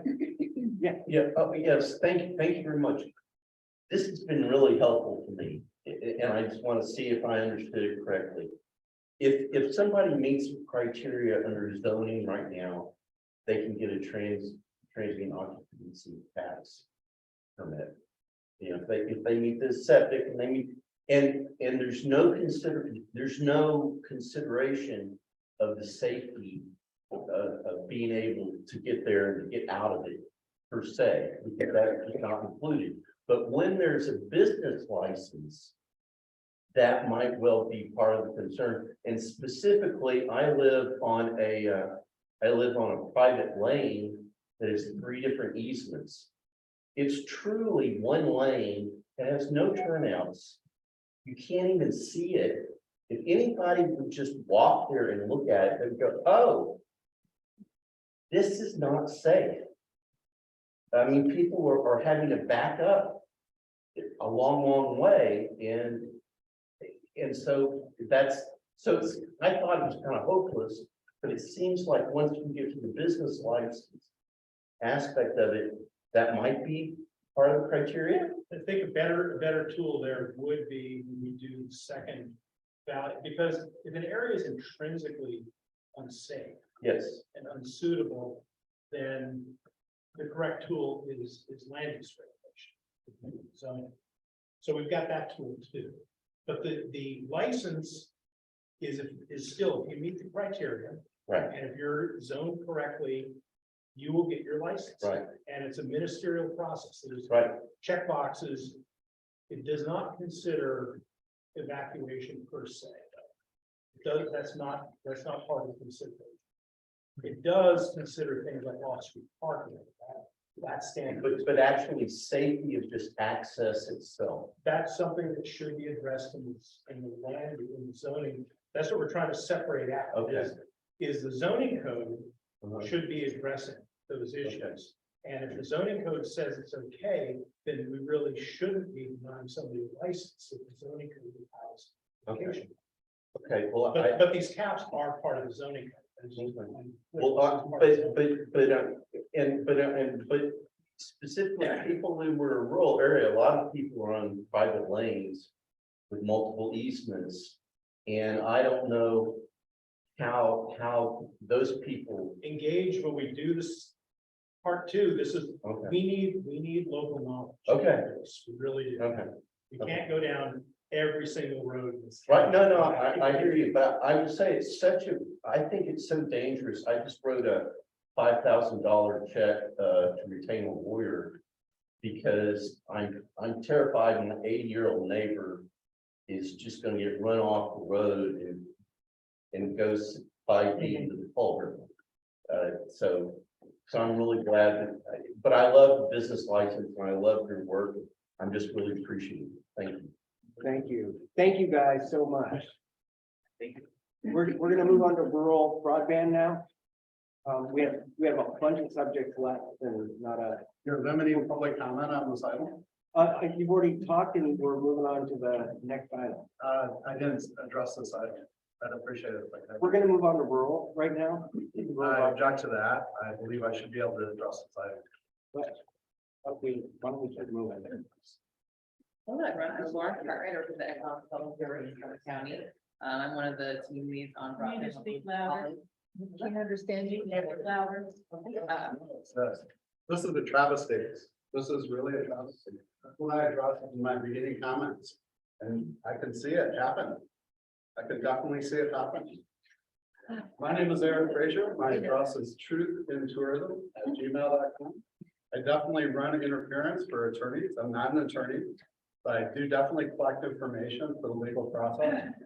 Because this is really quite. All right, we're talking about rural, right, rural broadband. I promise I'll keep it as quick as I can. It's, all right. Good, thank you for coming. Lauren Cartwright, I work for the Sonoma County Economic Development Board. Broadband is in our department, and we work towards identifying different funding opportunities to support infrastructure deployment and advanced adoption in Sonoma County. So I will do my best. I did trim down the slides a little bit just for the sake of time. I also have planning on the homework for the seat tonight as well. So So hard to hear you and understand you. Could you slow down a touch and does the microphone work? The microphone doesn't work. Yeah, it's slow down and The general update for today is mainly the funding sources that we've identified. For example, I know we were talking earlier about how you get access to different funding for different programs in the county. So some of the different items I wanted to talk about today are mainly about grants we've received and how we're going to spend those funds and what our goals are for broadband.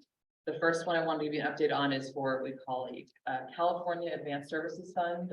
We have a North Bay North Coast Broadband Consortium, lives within the broadband agency at the Economic Development Board. We just received a $600,000 grant to continue the work that we've been doing for the last several years. That work will put us through 22 to 25 with regards to partnering with other counties such as Mendocino, Napa, and Mendocino, Napa, and Marin County, just to support different broadband efforts. Again, that has to do with advanced adoption, like affordability. It has to do with infrastructure, researching different governance structures, different ways to try and support broadband development in those counties.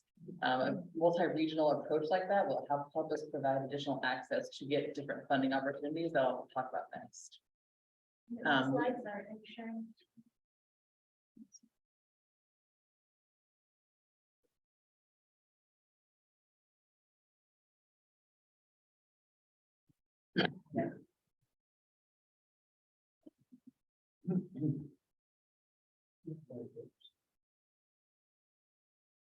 We also just found out a couple of weeks ago, we received another grant from the Affordable Connectivity Program. This is part of the Federal Communications Commission. It's for the amount of $300,000 that we're going to use to host different enrollment events and promote marketing for getting folks to sign up for affordability when it comes to broadband service. We were one of 2 agencies in Sonoma County, 2 of 15 within the entire state that received funding for this program. The Community Action Partnership also received $200,000. So our goal is to partner with them to provide support and opportunities for individuals to find out if they're eligible for the Affordable Connectivity Program and how they can sign up. So again, that will be enrollment events as well as different marketing opportunities and campaigns, and looking at partnering with different agencies, maybe like the library or Sonoma County Office of Education or anything like that, just to get the word out about this program. I also wanted to briefly touch on the California Public Utilities Commission Priority Areas Map. We have worked to submit or to work with our different regional partners to submit different information regarding the priority areas. This has to do with a lot of the funding we work on, not necessarily this account, but it has to do with the data that's available. That's how they decide how much funding will be allocated to different areas. So you talk about tourism occupancy tax and how that impacts different districts in Sonoma County. When they have all this different federal funding coming down to the different states and regions, a lot of it has to do with the data available, and that includes different addresses that have been submitted regarding what kind of wireless, if you have wireless access, if you don't have any access at all, if you have just dial-up or anything like that. So a lot of it ties into those pieces. For the CPUC, this priority areas map, if you have any questions about how to submit or any, like your address, what your existing services are, we can definitely walk you through that. I encourage you to just get a hold of anyone at the EDB. I'm happy to leave my cards or anything like that, and I can help walk you through that process. But essentially, this is a map and it's very small, so I do apologize in advance. But what we've been working with individually and also as different regions is just submitting information so they can have the most accurate picture of what it looks like to have access or to not have access in Sonoma County. So hopefully by the end of the month, the CPUC will release a second version of this map based on different data sources they've been collecting. So essentially they're looking at socioeconomic indicators, so looking at rural areas and trying to layer that in. So okay, if Sonoma County is X amount of miles of rural, how much funding can we try to provide them to help build that broadband infrastructure?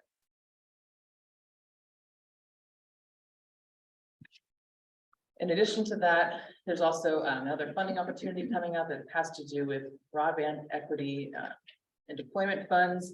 Again, from the Federal Communications Commission, and this one, we actually just recently worked with members of our team to work with the county's GIS team to develop different addresses to submit to this challenge map. We submitted just over, I think, 26,000 addresses with information, so we can help identify why we need so much funding to build that broadband infrastructure in Sonoma County.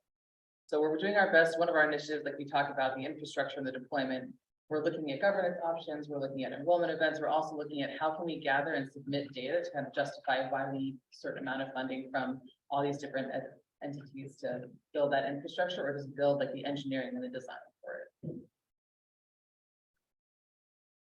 I also want to touch on Golden State Connect Authority. Sonoma County is a part of the Joint Powers Agreement for Golden State Connect Authority. They are an entity for the entire state that focuses on providing broadband access to rural counties. We worked with them as a member to apply for a local agency technical assistance grant. We received just under $500,000.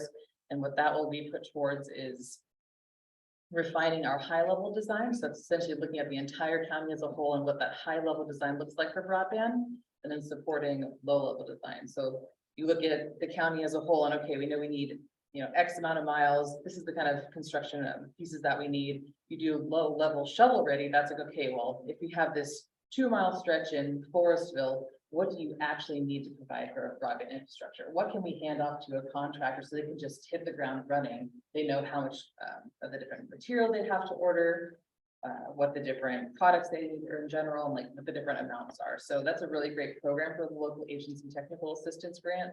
The goal will be to hopefully use that within the first year and have all of that work done. Our department is working to identify different funding sources to expand that program. So with this $500,000, it gives us the high level, it gives us approximately 40 miles of low level, but if we can identify more funding, we can expand that low level design. So hopefully if we have providers in the area who are interested, maybe they don't have the capital to build out the shovel ready low level projects, but we can help identify funding so we can build it out for them and we can impact more than just 40 areas, because Sonoma County is far larger than that. And that's my quick synopsis of funding for rural broadband update. I'm happy to take any questions. All right, we'll turn over. I knew Mike was gonna have a question on this one. Yep. Lauren, thank you very much for your presentation. I had a couple of points on the first slide on the ACP program. Basically, EDB will collaborate with county and city partners to expand outreach and enrollment. I strongly urge you to reach out to community leaders, especially in the rural areas. We know our areas, we know the intricacies and so forth. So please reach out to the local individuals that can really help out on this. Secondly, with regard to LATA, only the county of Sonoma has applied to the best of my knowledge so far. We have one pending other applicant. I don't know what the status of that application is. Monterey County, for example, has 5 applicants of $500,000 each. The cities all jumped in on the program, and we've had no interest from the cities in Sonoma County, and I just really find that troubling. Are there any other opportunities to engage the cities and perhaps other organizations within the county to apply for LATA funds, because funding is still there. We still have a balance remaining.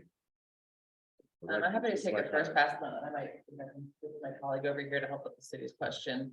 We are working with another applicant for LATA. The most important thing for us is that as applying for a second time for that funding, we wanted to make sure that the projects were complementary of one another. They weren't duplicating the work. So if we're applying for funding that was going to get, our project says we're going to accomplish X, Y, and Z. We submit another application to get another $500,000. We want to make sure that it's complementary and it's not duplicating efforts. We want to make the most of the money that we have available. Obviously. So we're kind of working, I was emailing today, we have a couple of fine tuning points, but I know last I checked, LATA was oversubscribed. hundreds of applications, and the $2 amount of million funding just, available. Allocated again today. What was that? 2 million is just allocated to San Jose, Pomona, Los Angeles, and one other. So the last I checked, the amount of applications, which I haven't seen the approvals for March, but they had gone well above what was actually available. I think they, so, but we are hopeful with the applicant that we're working with there. So the ED would function as the fiscal sponsor, so we have to think about the capacity there as well, and just how we can make sure that we can support them to get the work done. But our thought was, okay, if we can fine tune this application, make sure it is complementary, it might not focus as much on the part like underground infrastructure of broadband. But we can make sure that with the next round of funding that comes available, we have that application ready to go and ready just to apply for. We didn't want to, just based on, because it's on behalf of the Economic Development Board, we want to make sure it's making the most of those funds available. Well, my concern is that, you know, we do have fiber in the smart rail infrastructure with off ramps in each of the cities. And it makes sense for the cities to be applying for a lot of funding to utilize the off ramp fiber network. And that's basically my concern is that the cities didn't engage in the process, unfortunately. If you want, my colleague up here, she actually was involved with the different meetings that were held with different Sure. city partners. Nice to meet you in person, Mike. Hello. Some Zooms together, and thank you all for having us here today. I'm Jennifer LaRock. I work with our county administrator's office. So you raise a great point with cities. And we were really challenged in this first round of funding from the CPUC because funding was really reserved for areas that were unserved by the CPUC definitions. And if you look at the original data set that the CPUC used, 99% of the city's areas were served. Luckily, we have heard that the CPUC is planning to release more money for this and that we are expecting updated data for that money. So we are already in conversation with Golden State Connect Authority, who is evaluating if they could provide the same assistance that they provided the county in submitting an application to cities. Because we've also heard from cities, they're totally strapped in terms of people to write grants, people to work on broadband.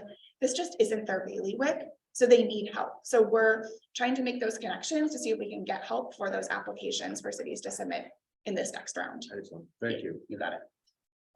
I see Elise. What's the date on the Board of Supervisors so we can advocate? Because I know that there's a consent coming up saying for support from the Board of Supervisors for this next application. When is that on the Board of Supervisors? We have two items to accept the grant award for the date for the next. When will that be? The after April is that is the current deadline. Can't hear. There were four. For the new application, what's the date for the new one?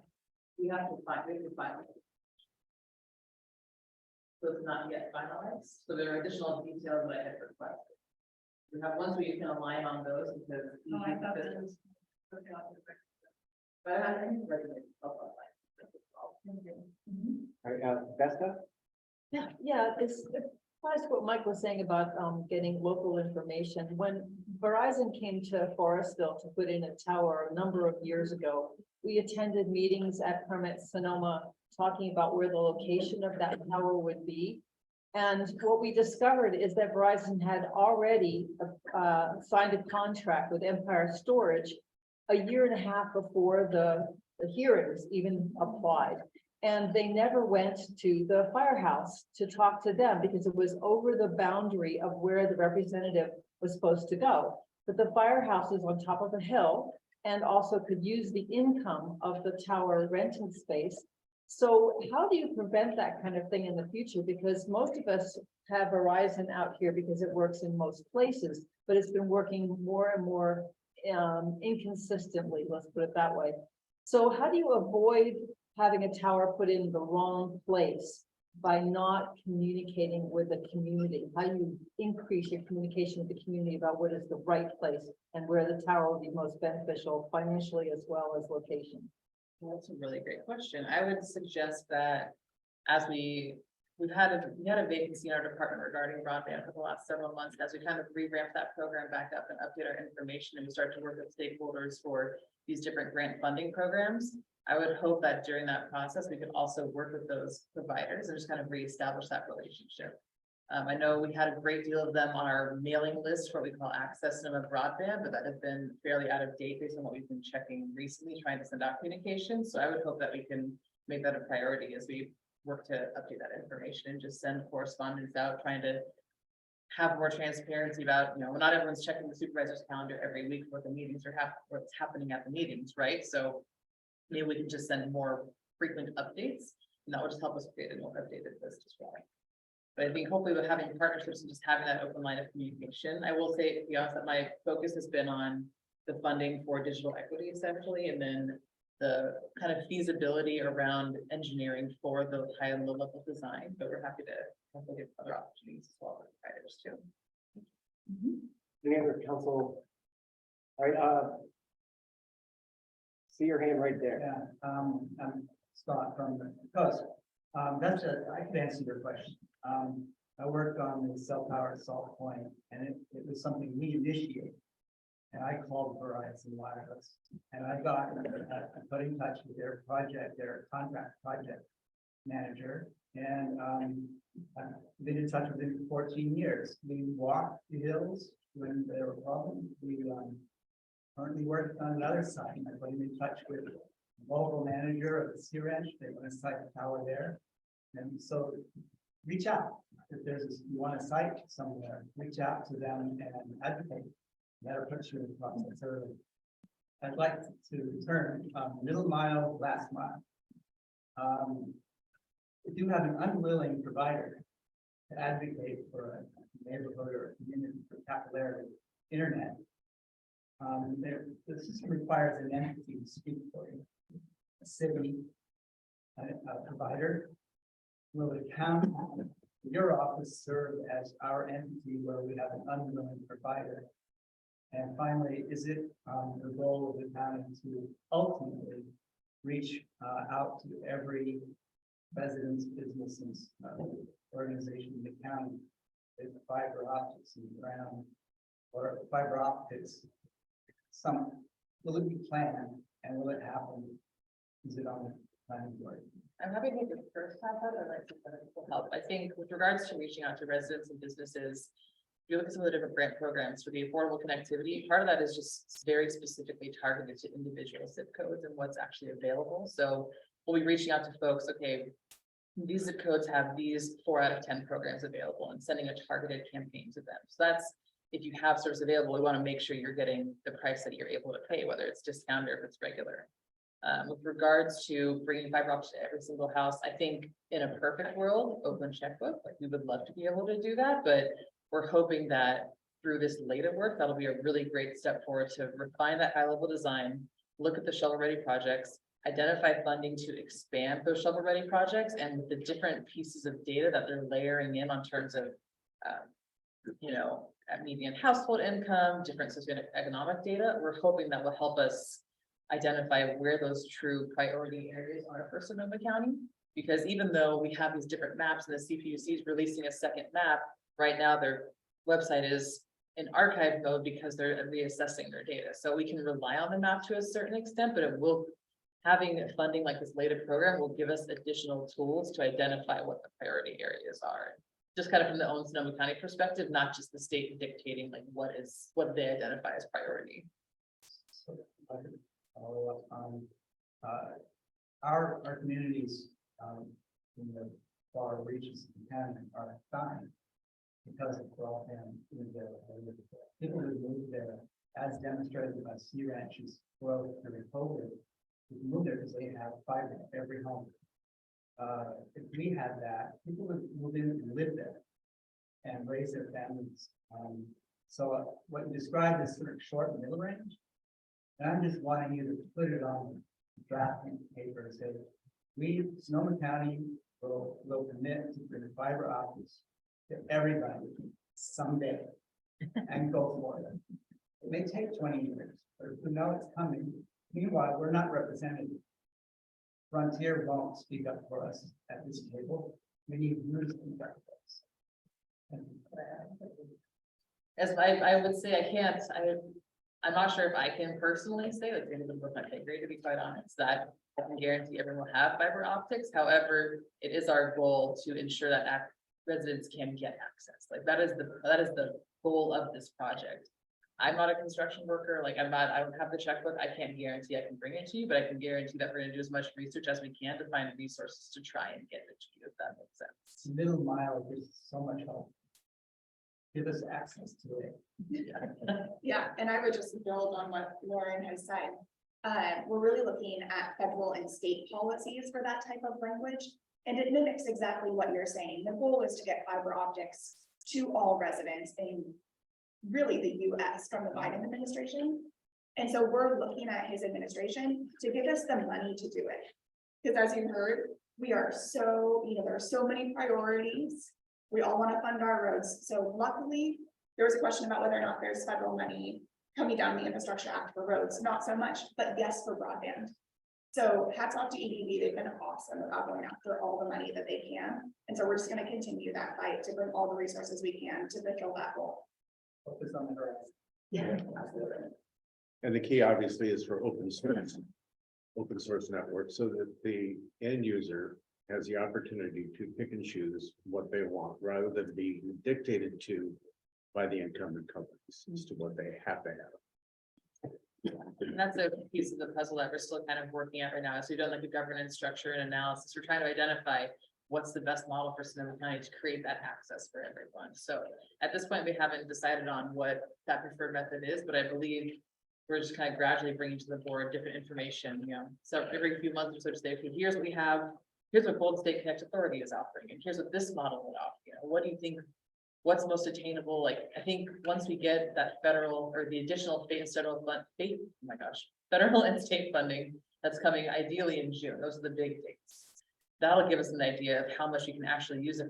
If it's going to cost $300 million, if the state's only giving you $2 million, like that might counting on infrastructure might not be the best route, right? Like you can't look at the financing you have to go through for that. So hopefully that helps you answer your question a little bit. Any other questions on broadband? Thank you guys so much. It was super informative. And I hope it was. Hopeful, thank you. Yes, and hopeful. Okay, we are going to move on to Elise. Is it my turn? Yeah, it is. Oh, my things. You have 32 seconds. Yeah. Thank you very much for the time. Does anyone have further questions? Is it- Anyone have any questions? Really, she did touch on governance. Anyone have any questions on that? Okay. We're going to move to community cleanup. I think you're doing this, Vicki. I'm ready. Okay. Ready to be fast too. So the Community Cleanup Committee, bit of a mouthful, I realize. We are in fact the committee formerly known as the Trash Ad Hoc. Our goals started last year with looking at how we could encourage and find ways to help communities keep trash off the streets, keep it out of our beautiful rivers and creeks. And we found that the best way to do that was to engage with what we ended up calling a dump day. And that was piloted in Forestville, thanks to the great efforts of Lucy Hardcastle and the Forestville Planning Association. Very, very successful doing that. And out of that effort, we were able to create documentation that really helps plan and actually execute dump days in communities, and really cool video of the process as it went through in Forestville, and that's on YouTube right now. Hopefully it will be on our site at some point, as well as the documentation. But really our goal this year is how can we push this out to other communities, to other neighborhoods, to other areas. And in order to do that, we have to identify 501c3s, which are organizations that are tax exempt in communities, because they need to sponsor these events so that we can get the insurance coverage we need and the process rolling with Recology and others. And so our goal is to engage more with community groups to find out who's willing to help push these dump days or cleanup efforts forward. I really encourage all of you who sit on the MAC to help with that. You're, feet on the street, and we need to know maybe who you're working with in communities and, how we can get engaged with them more, as well as identifying 501c3 organizations that we can help get involved. And then we really would love, we have the maximum number of MAC reps on the committee. But we'd really love to have more community engagement. We partner with Russian River Keepers, and that's been amazing. They're incredibly helpful. But other community members, we'd love to have involved in the ad hoc and help us with these efforts. That's it. Awesome, thank you. Any questions? Yes. Link up with me. I think the fire safe groups, Fire Safe Guerneville, Fire Safe Fort Occidental we all have 501c3s, and I think we would all be excellent groups to facilitate these pickup days. I think Thank you. it fits under our. Yep. And fire safe's on my radar. Yes. Sure. So, Um, thank you. And you know us. Yes. Okay. Yeah, in Safer West County also, there's a chipper program, chippers, vegetation management, all goes hand in hand with trash cleanup and neighborhood cleanups. Locations are a hard one because they have to be fairly large, to establish these things, all the dumpsters lining up. So any suggestions people have are valuable to us. We could actually get this place cleaned up. One of the suggestions I would like to make is that we used to have like in Forestville, we used to have a downtown cleanup day every year before our Forestville Youth Park parade and barbecue, and it fell by the wayside. Even things that are not as major as cleanups, like with the dumpsters and things, can we have some more minor cleanups, very much like roadside cleanups with the county program, the Adopt a Road program.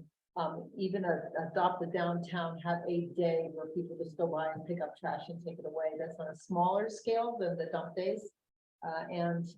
One of the things we talked about on our ad hoc was that there are roads that are still available in West County for Adopt a Road. And those are on the public infrastructure webpage. They have a map of the sections that are available for adoption, and we would love to get more to actually all of our roads adopted by groups or individuals, and businesses can advertise their business on those signs that are on the side of the road. And they provide training, reflector vests, and cones, and all kinds of support services for people who adopt a road. Awesome, thanks. Yes. Yeah, thank you. What a great program. Round of applause to all the volunteers that are involved in that.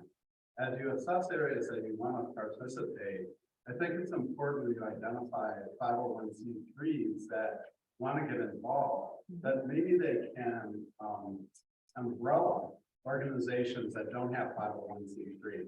I, for instance, head up my neighborhood organization, and we're not a 501c3 because we just don't do much in the way of fundraising.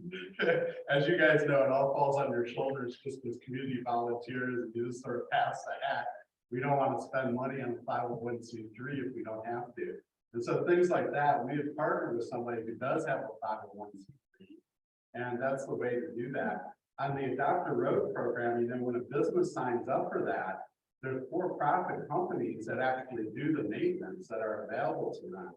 And so to understand that whole Adopt a Road model for businesses and advertising is to go a little bit deeper to understand how the roads are actually maintained under that program. Thank you. Okay. Great program. Anyone else? All right, let's move on to Joe, communication. I will communicate. So the Communications Committee ad hoc, which is Vicky, Betsy, Patty, and myself. We got formed, I think, 3 months ago. We've met twice. We've defined our goals, which are facilitate access to MAC meetings, to increase awareness of MAC in lower Russian River communities, develop more ways to encourage and facilitate community involvement, to develop systems and templates for all MAC members to use in disseminating information from the county to residents and organizations. a couple of things that we've done. We have the River Talk Radio Show, which is on last Sunday, was dedicated to spreading the word about MAC, PIP, and Vesta, where studio guests shared accomplishments or current work as a whole, and all three committees' works. We also had a call from a rep from the Casadero GRMS group to talk about their communication model. We've compiled a list of over 40 community organizations and are engaging them to spread messages and request input from their constituents with a goal to split the list up, give it to the MAC reps to use for their specific territories. And we're planning on having MAC booths at all our local farmers markets in Guerneville and Forestville when they start up in June, and we'll also be tabling at upcoming Fix It Day and Info Fair and other community gatherings as they arise this spring. And we're requesting a little funding to get us started with banner, canopy, etc. We've got 3 specific proposals that we're going to bring to our next MAC meeting. One is to decide on a MAC outreach month when all the MAC reps will dedicate time to engaging their communities through door-to-door and other efforts. Second one is addition to MAC roles and responsibilities to include information dispersal and gathering. Don't feel like they're really specific on that right now.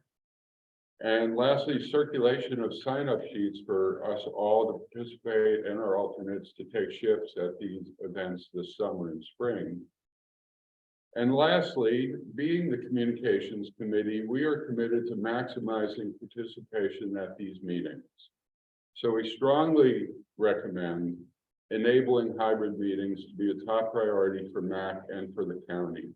Too many of our residents have barriers to their attendance at in-person meetings.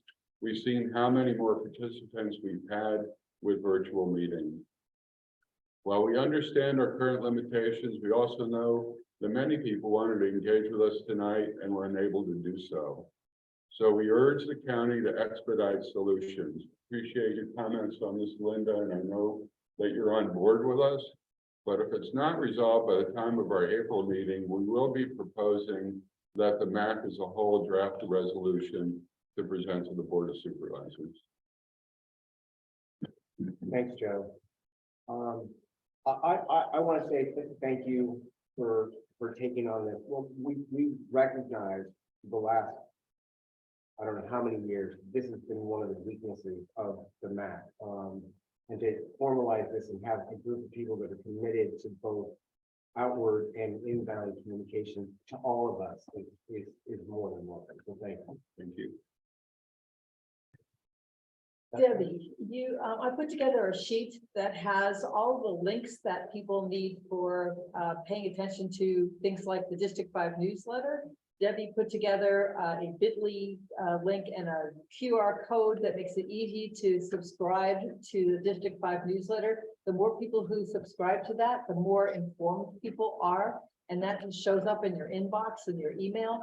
And then also we have gosh, it's all on that sheet, and of course it's not in front of me. I don't know where it is. Maybe Debbie can get it. Okay, so and so take a look at that because it's all of our communication sources.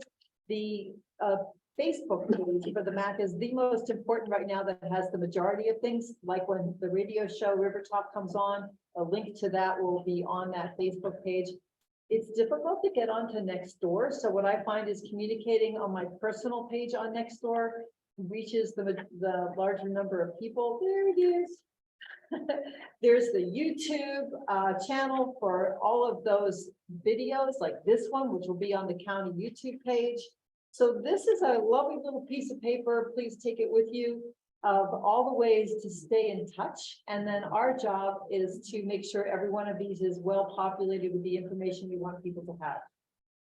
I'd like to just amplify the message about getting on the Lower Russian River MAC Facebook page. Because so many questions that were asked here tonight, that information was there. And we try very hard to keep that information flowing. And it's just a really good resource for so much stuff. Yeah, the details that people ask us and the details of our answers really come out in the Facebook page. So please, I know some people don't like Facebook, but there you go. That's where it is. Any questions or comments? Yes. I do, thank you, and thank you for taking my words under consideration. To be sure that we have a high grade involvement. One deficiency that we found when we were studying the Lower Russian River MAC and Correspondence communication is outreach to owners of properties that don't live in the area. In fact, the defective outreach to owners occurred also during the permitting process and discussing vacation rentals. But there's also this benign neglect about property owners being involved in these conversations.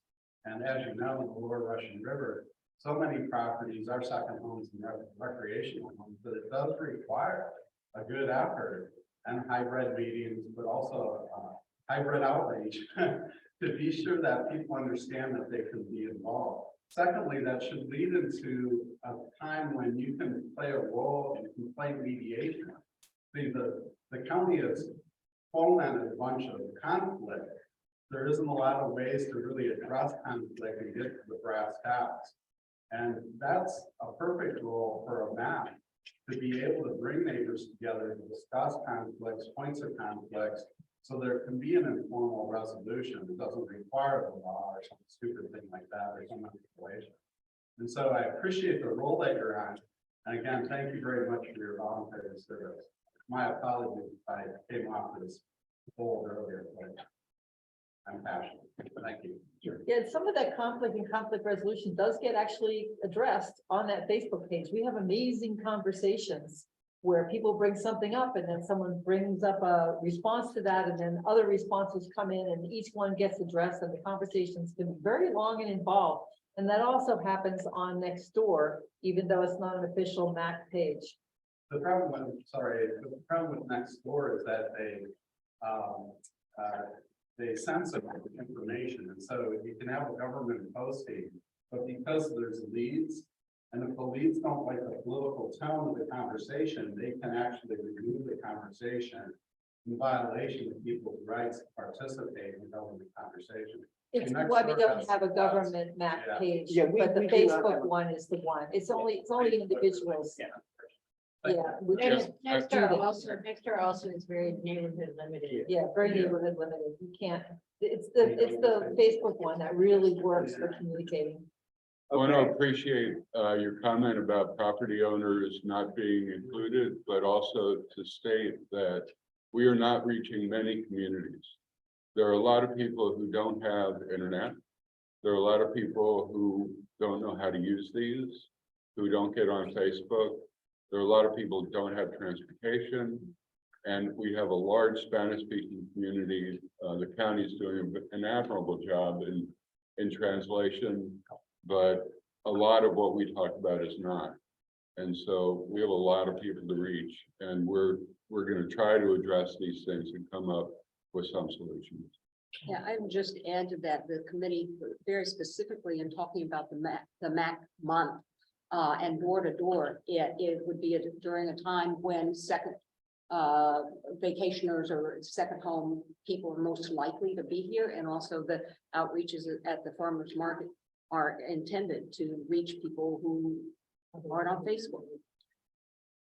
Yeah, ultimately, it has to be a proactive action from the population to us, because we can't reach everybody. Yeah, go Just ahead. have one quick point about Facebook. We, MAC members of the organization, have to be very careful that we do not communicate on that website, because it could be treated as a chain communication and we'd be in violation of the Brown Act. Of us communicating amongst ourselves. On each other. Yeah, We can post. we can just. Which question is there? So We got you rules can't- we gotta you follow. can't Do a He's clapping good at it. hand, you can't. Okay, let's move on. So we have this is a little bit new for us this time. We do have some potential agenda items that have been brought up. They are listed here. We don't need to go through all of them right now. But if anyone in the public has a suggested item that they want to potentially talk about, or MAC members here, send them our way, and it all gets thrown in, and we will look at each one of them when they can get into the schedule. I think the most important thing to know is we're going monthly. Yeah. This will no longer be every other month. So we're trying to do monthly now, and that allows us to have more topics and hopefully address more topics in depth. And shorter meetings. And sort of. Yeah, well, that's the idea. First time. Okay, so, You might want to consider a presentation of Summit Clean Power on electrification of your home. oh, okay. Really good. Especially idea. the heat pumps and Yeah. everything else. That's great. Okay, with that, can I get a motion to adjourn? I can move. Second, Third. We're out of here.